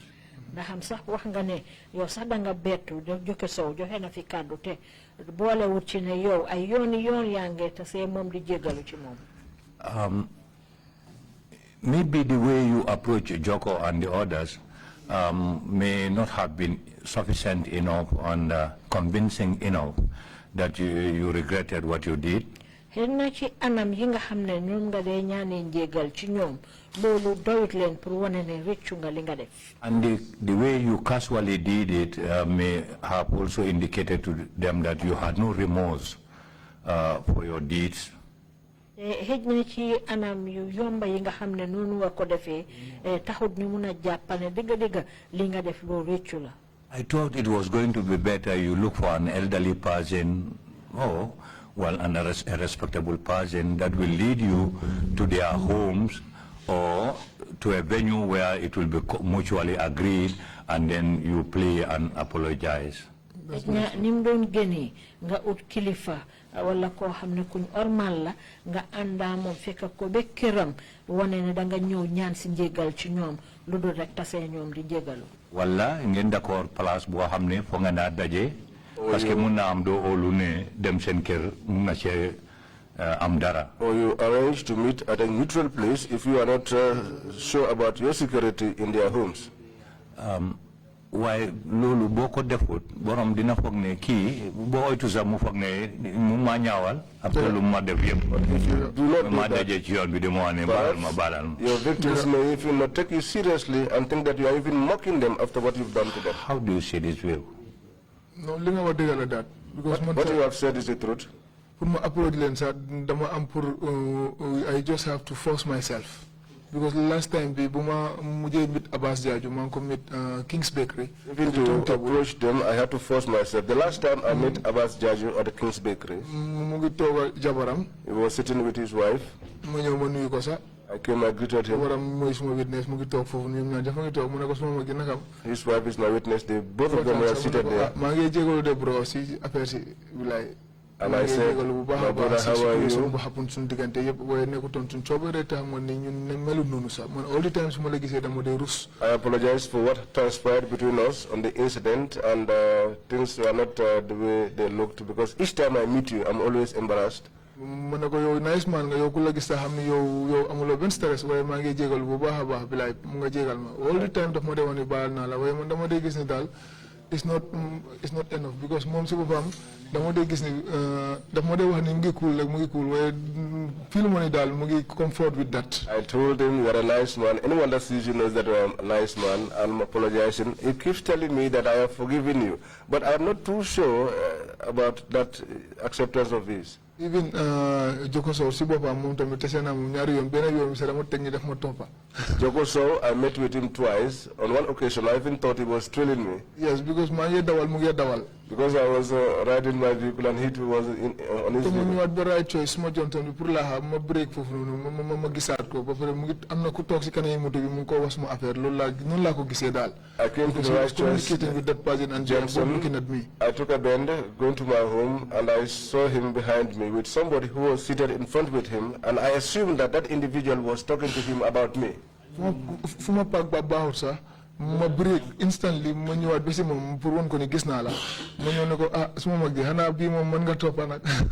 Yeah, I even parked my vehicle was not the proper place, but I stopped. I came back to him and I said to him, my brother, are you trolling me? Forgive me, and I apologize again. Ma ne ko maa ngi jégalu bu baax nga baal moo tax man dama surprise bu mu ñëwee si TRRC bi ba pare mu mention Balde. ñaari yoon mu ngi tasee Balde but mention suma tur foofu man daf ma jaaxal trop. So I was very surprised when he testified here before the commission and mentioned that he met with Balde twice, but did not mention my name. That was something that was surprising to me. te xam naa ne Balde mu ngi dëkk Bundu moom mu ngi Burusu bi area bi man maa ngi Burusu bi ñun lu ndee gisee moo ëppa. Balde is in Bundum, but he and I both live in the Brusubi area, and we frequented each other more often than the other guy. Maybe your torture was heavier than that of your participation was more significant than that of Balde. Don't you think so? Hejna yo mugal yin ko jot mo gëna metti Balde yim ko def fogolo ko. Li nga wax nonu duma ko weddi de. What you say, I will not dispute it. Waaye xam naa ni man jëflante naa moom rek waaye lu ko ñeneen ñi def moo ëppa téeméeri yoon man lu ma ko def. waaye moom lu tax du fàtte suma boss bi moo nekk man bu ma ko laal di sax mu ngi toog foofu noonu because mooy bu ubbee kees si xaalis bi ñëw fekk fa blocks foofu la mooy first time ma laal Jokoso ba pare moom DG mu ngi toog ñëpp a ngi toog mu ngi wax ne tapale bi 419 bi baax na si dëkk bi lii dafa jox dëkk bi xaalis di proud si loolu noonu loo xam ni yaa ngi toroxal bi geneen doomi Adama yow nga ne yow loolu baax na si dëkk bi ba pare di ko def ndam ba pare di si ree loolu moo ma ekkati ba ma ko laal foofu noonu laal bi nga xam ne boobu du ko fàtte. The reason why perhaps he cannot accept to forgive because I'm a guest is because when we opened the suitcase and we found the blocks there. After I regret because after Buma don't develop Taimoko. Te amane commando mbeje commando dina wara metti lol. So you know that our commanders are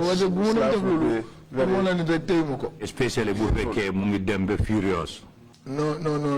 We know for that. Okay. When I'm not, because after I realized this, I want more boss and you talk. Because I know that when I was doing that, because the brags affairs he content because he was bragging about his actions, claiming that such activity will bring money for the country. Yeah, I just want to reinforce Commissioner Carr's points that TRRC has a special unit or committee they call the Reconciliation Committee.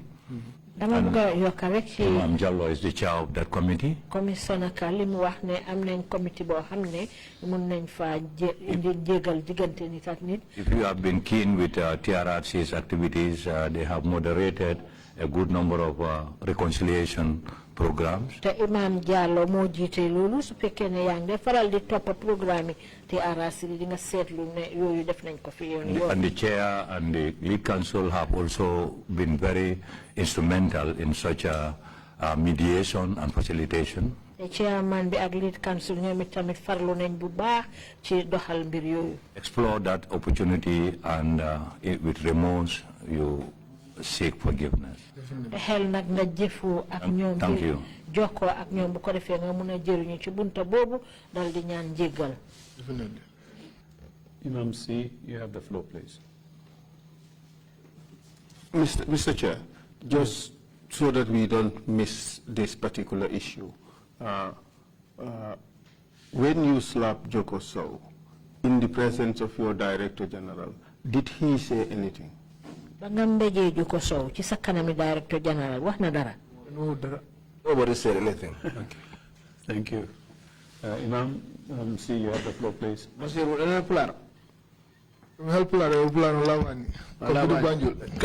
Council, can you give us a moment to sort ourselves here? Hold on a second, interpreters, what's the situation? Fatou said that, Imam. No, but everything's okay there? Well, if he speaks in all of yes, we are good. Well, are you ready? Yes, we are. Indeed. Thank you. The sheriff that you arrested, of all the time that he spent there, what was his condition like? Comme nous avons démocratie, Sadio, vous nous expliquer, amna ñoo xamni ñu ngi en place pour so duga ci NIA bi rek amna ben salle bu mag bo xamni pour magine ak kilifa yi.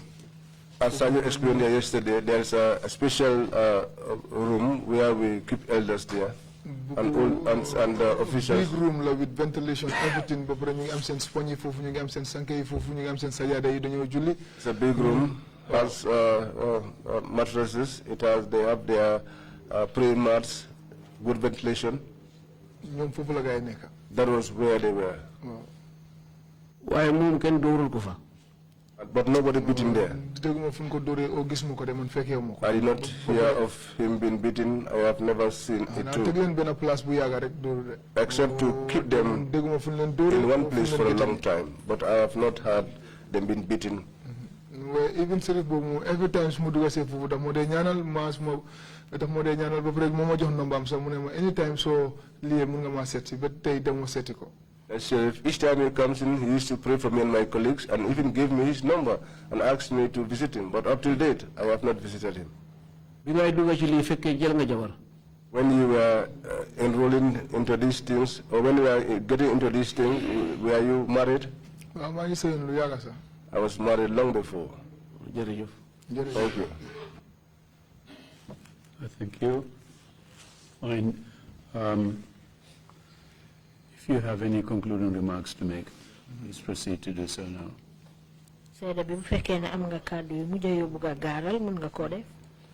Assalamu alaikum wa rahmatullah. Lead counsel bi. Thank you, lead counsel. Commissioner, yéen ñu toog fii yëpp si room bi maa ngi leen nuyu yéen ñëpp seen tur ak seen sant di leen baalu aha bu baax a baax. All the commissioners seated here, I greet you. And di sant yàlla si opportunity bi ngeen ma jox nii mu ñëw toog seen kanam. I'm thanking God for the opportunity you have accorded me to come here and sit before you. ba pare di wax suma collègues yi nii suñu ñëwee neen wax dëgg. And also to admonish my colleagues that when they come here, let them speak the truth. Wow, because dëgg rek moo ñu si mën a génne. Because it's only the truth that can set us free. Waaw dama jàngal ni soo waxee dëgg suñu la reyee sa yaa ngi janna. They taught me that if you speak the truth, even if you are killed, you go to heaven. waaye soo fi nekkee di wax fen tamit da nga guddal affaire si te dara du dem. If you are here speaking, telling lies, you just prolong the process and nothing will come out of it. And I tell my colleagues, let them not fear any individual, let them only fear God. But even myself, I fear no one except God. So don't take even if you put a knife on my throat, because I'll still my throat. Because I know that it is only the truth that can set me free. One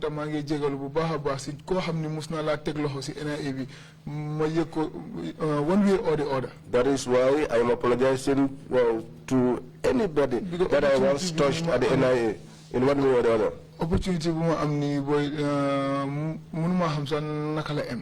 This opportunity that I have here, I don't know what its extent is. Because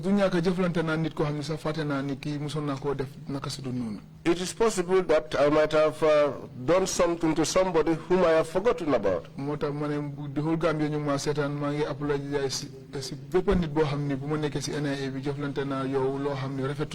That is why I am here and been watched by the entire Gambia. That anybody that I might have dealt with in an improper manner at the NIA, I appeal to them to forgive me.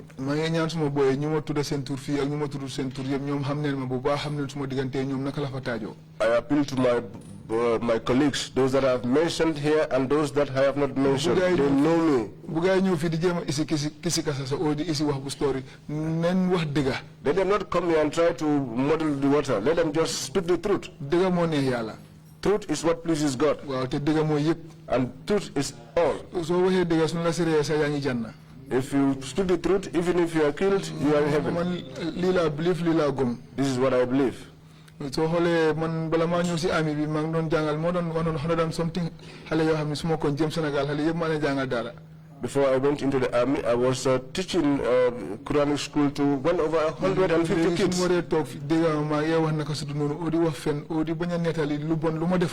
So if they should hear me today lying or narrating something that is not what is true, that would not be nice. That was why I came here wholeheartedly and narrated all the things that I have done.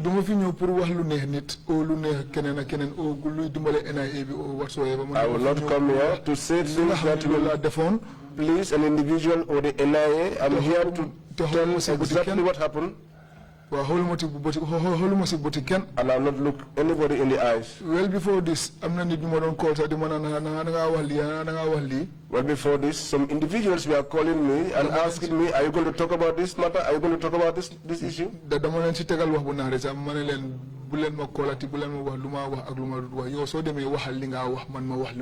I even spoke to them harshly. I told them, nobody will tell me what to say or what not to say. When I go, I will say what I have to say. When you go, you too say what you have to say. But I know that I am not coming here to implicate anybody. And anybody's name that I mentioned here, it should be clear that they have done that and I witnessed it.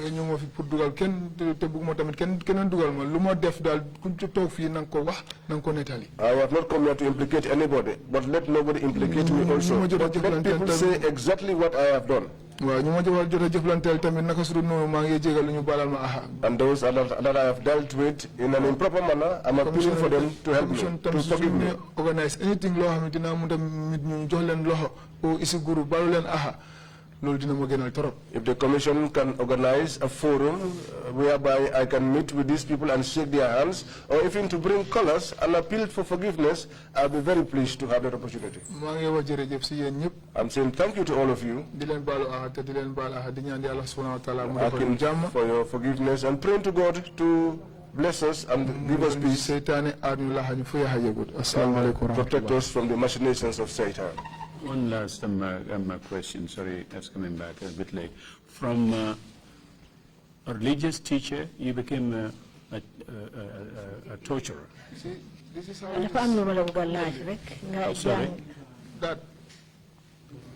that is it.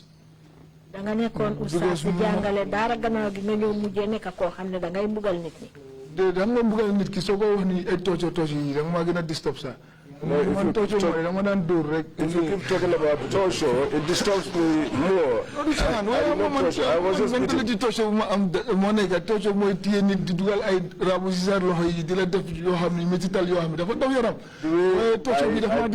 definition of torture.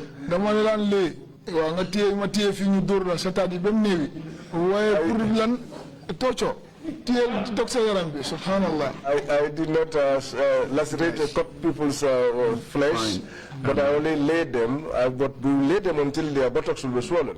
You probably would be a bit uncomfortable with this last question. Did you ever extort money from anybody during the years of special operations that you conducted? ndax mus nga jël xaalis ci ñen ñoo xamne da ngeen leen daan japp ci ay anam yoo xamne ñu leen ebaloon ci ngeen liggéey non man suma fekkee fu ñoo jëlee xaalis naka su dul noonu sax man duma ko nangu man may jëlaat xaalis boobu delloo ko because am na beneen incident boo xam ne maa ko doon experience suma story yi sax boo xam ne xaalis laa jël si loxo nit kun accuse mu delloo ko koo xam ne sax at the end of the day sax xam nga appreciate na ko ba dafa ñëwaat foofu with lot of money just to please me ma ne ko man duma jël bribe waaw I never did that. Even if I were in a situation where such monies were taken, I never take part in taking that money because there have been instances.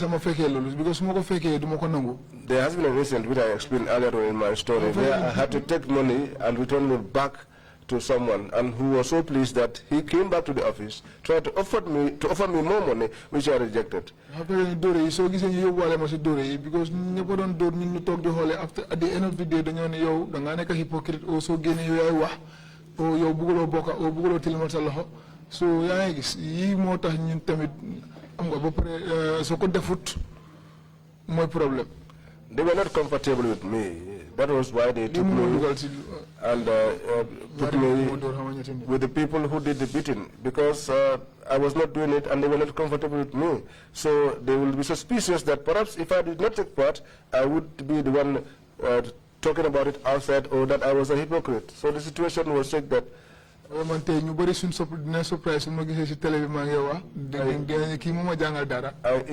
got involved. I know today many people watching would be surprised. They will see me as someone who taught them Quranic school. Because Balama joined the army, Senegal.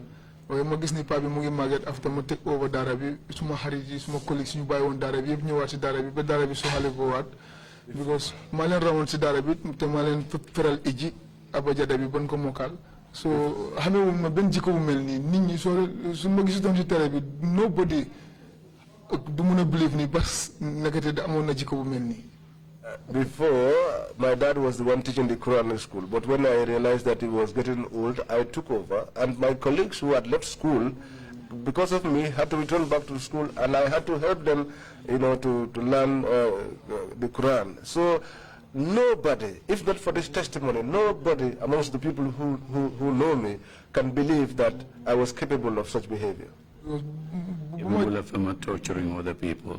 Thank you very much indeed for your testimony, Mr. C. Jërëjëf Mr. C. ci sa seede yi nga xam ne gaalal nga ko fi. Counsel, you have another witness ready for the afternoon? Or No, earlier Mr. thing was this was the one that Mr. Chair, this is it for this session. But before you wrap it up, I just want to take this opportunity to issue that warning. Yes, please. To the NIA authorities and personnel and colleagues of Basirou Sey to refrain from all action that would amount to threats against him or victimization of him on account of the testimony he is given before the TRRC. Mr. C is a witness of the commission. He has answered the call of the state to come and speak truthfully to what he knows to have happened at the NIA, and no one should interfere with him, no one should threaten him, no one should victimize him. And the commission would be watching, even post this commission. The commission would put it in its orders that certain individuals should be always dealt with properly, in accordance with law and fairly, because they have done what their nation has asked them to do, which is to come and truthfully testify to the things that they know. These are people that we should all congratulate for their boldness and commitment to the national cause by speaking the truth. They should not be vilified in any way.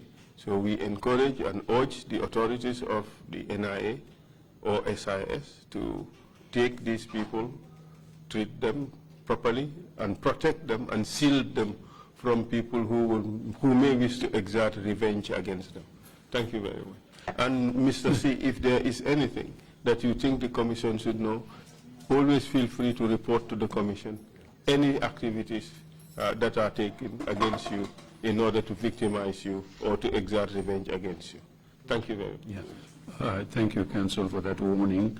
And this brings us to the end of proceedings for today, proceedings for the 19th session, the 3-week time that we devote to sessions. And we are going to take a 1-week break from public hearings. We will continue with committee hearings and outreach activities and resume the 20th session. We would open on the 25th of January. So we will end the proceedings here today and come back on Monday, the 25th of January. Meeting is adjourned. Thank you all very much.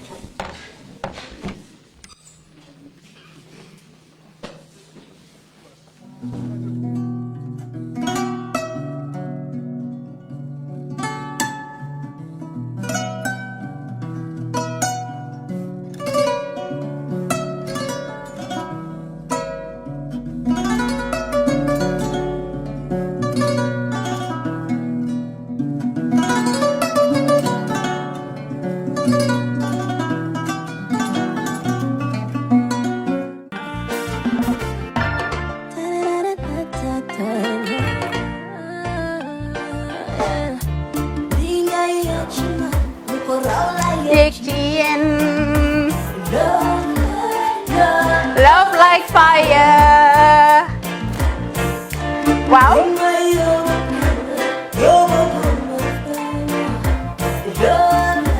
Love like fire. Xam ngeen rek affaire bi xam ngeen fan la? Skincare la. 2020 lañ wax de. Waaw. Fii nag mooy Kerr fan, Kerr zero tache. Perfect skin. Skincare saa su ne rek niñ ko dee defee rek. Loo lañ soxlaati rek. Maanaam bu ngeen am problème ci seen skin yéen xam ngeen fan la fii ngeen di ñëw suma xarit yeeg am di jàmm yi nga xam ne taas daf lañ sonaloon xam nga doon xeesal ba la ka xum éneew ma lañ ko nag waaye just in case comme ni ko gars yi defee rek en cas just in case loolu xew xam ngeen fi ngeen di ñëw fii ngeen di ñëw Skincare Plus si yu baax rek la ñoo dox nag ay baax rek fu ne la ñoo dem ci réew mi di lañ indi rek nag products yu baax du Paris du Italie du USA du fi mu nekk nii sax boole nañ ci nag Sweden fu nekk lañ leen a indilee products bu dee tamit nag da nga ñuul rek ñu lay jamaa natural beauty that melanin dripping we do have stuff for you as well emuñ si skincare products rek ñu ngi ci cuub yi tamit fu ne la ñoo jaar in fact sax last commercial bi ñu defoon waxuñ leen woon ne dañoo dox ci ay kawar 9A grade rek nag waaw we do have bundles as well hair si lu ne la ñoo dox ñun ñu ngi ci rafetal jigéen rek luy taaral jigéen rek waaw boo leen di tukki tamit bëggoon rek classic suitcase ñu dañoo dox ci ay Samsonite duñ dee indi any brand of suitcases though other than Samsonite comme li ma dee wax rek boo eggee airport dëri Samsonite dafa am nuñ laa xoolee waaw ngeen ne lan nag waaw skin ci moom la ñu gën a xamee nag skin care products ci moom la ñu gën a xamee ñu ngi dox tamit bentey tamit si ay dàlla man waaye man nag skin care mooy suma specialty xam nga rek jigéen bu sa xar kanam réglé loo def mu jag am nañ Patricia Reiner Kiwi Eye the whole range Lighten Up Gold Tomatine I mean the list can just go on and on and on and on lépp loo xam ne rek luy taaral jigéen la ci yooyu rek la ñoo dox skin care plus nag emuñ si Gambia rek ñu nga United States ñu ngi Gambia fii ba pare bu dee yaa ngi anywhere in Europe mun nañ la ko mail within 3 days rek ñetti fan rek nga jot say diw emuñ si loolu rek dañ laa consult tamit balaa ñu laa jaay diw dinañ def a free consultation pour wax la rek exactly li nga xam ne moo méngoo ak sa kanam dinañ leen wax tamit ne rek am nañ perfumes you know fragrances men's shirts accessories we do dresses as well we do blouses I mean we do shoes name it we do them Skincare Plus 2020 is our year of perfection zero task fi mu nekk nii réew mi fii kenn waratu fi task kenn waratu fi am problème kanam kenn waratu fi am problème yu picca boo ko amee dafa fekk ne rek ñëwuloo ci place bi fii. Love like fire. Bring my love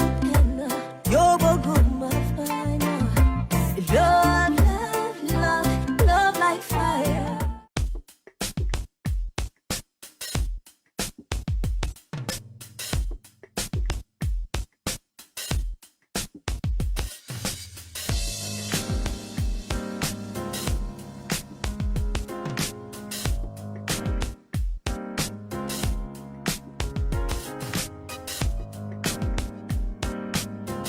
Miss V Designer Outlet is the #1 quality and affordable stop shop for all your needs. Get your evening dresses, suit and ties, office wears for both ladies and gentlemen, beach wears, sport wears, pure leather shoes for men, quality belts, bags, heels for our beautiful ladies, original perfumes, accessories, and a lot more.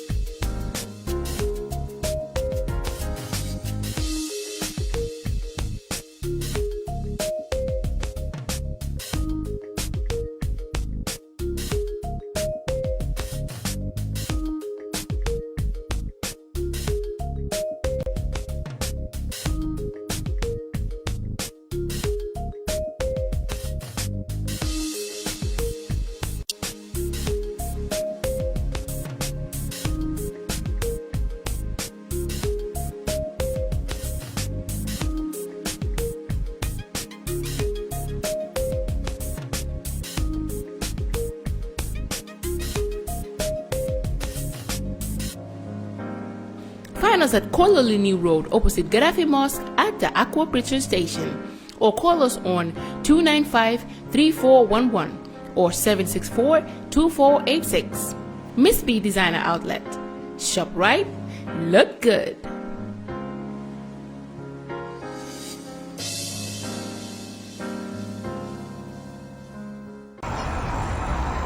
When we touch down, better broke down.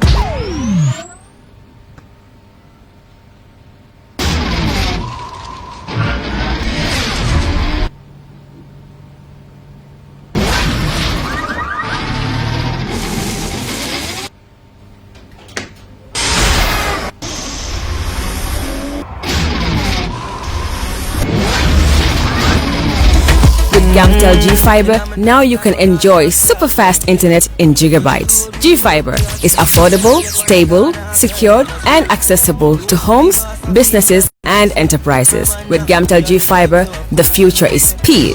Gamtel, creating a brighter future in communication. That's how she became mine and see the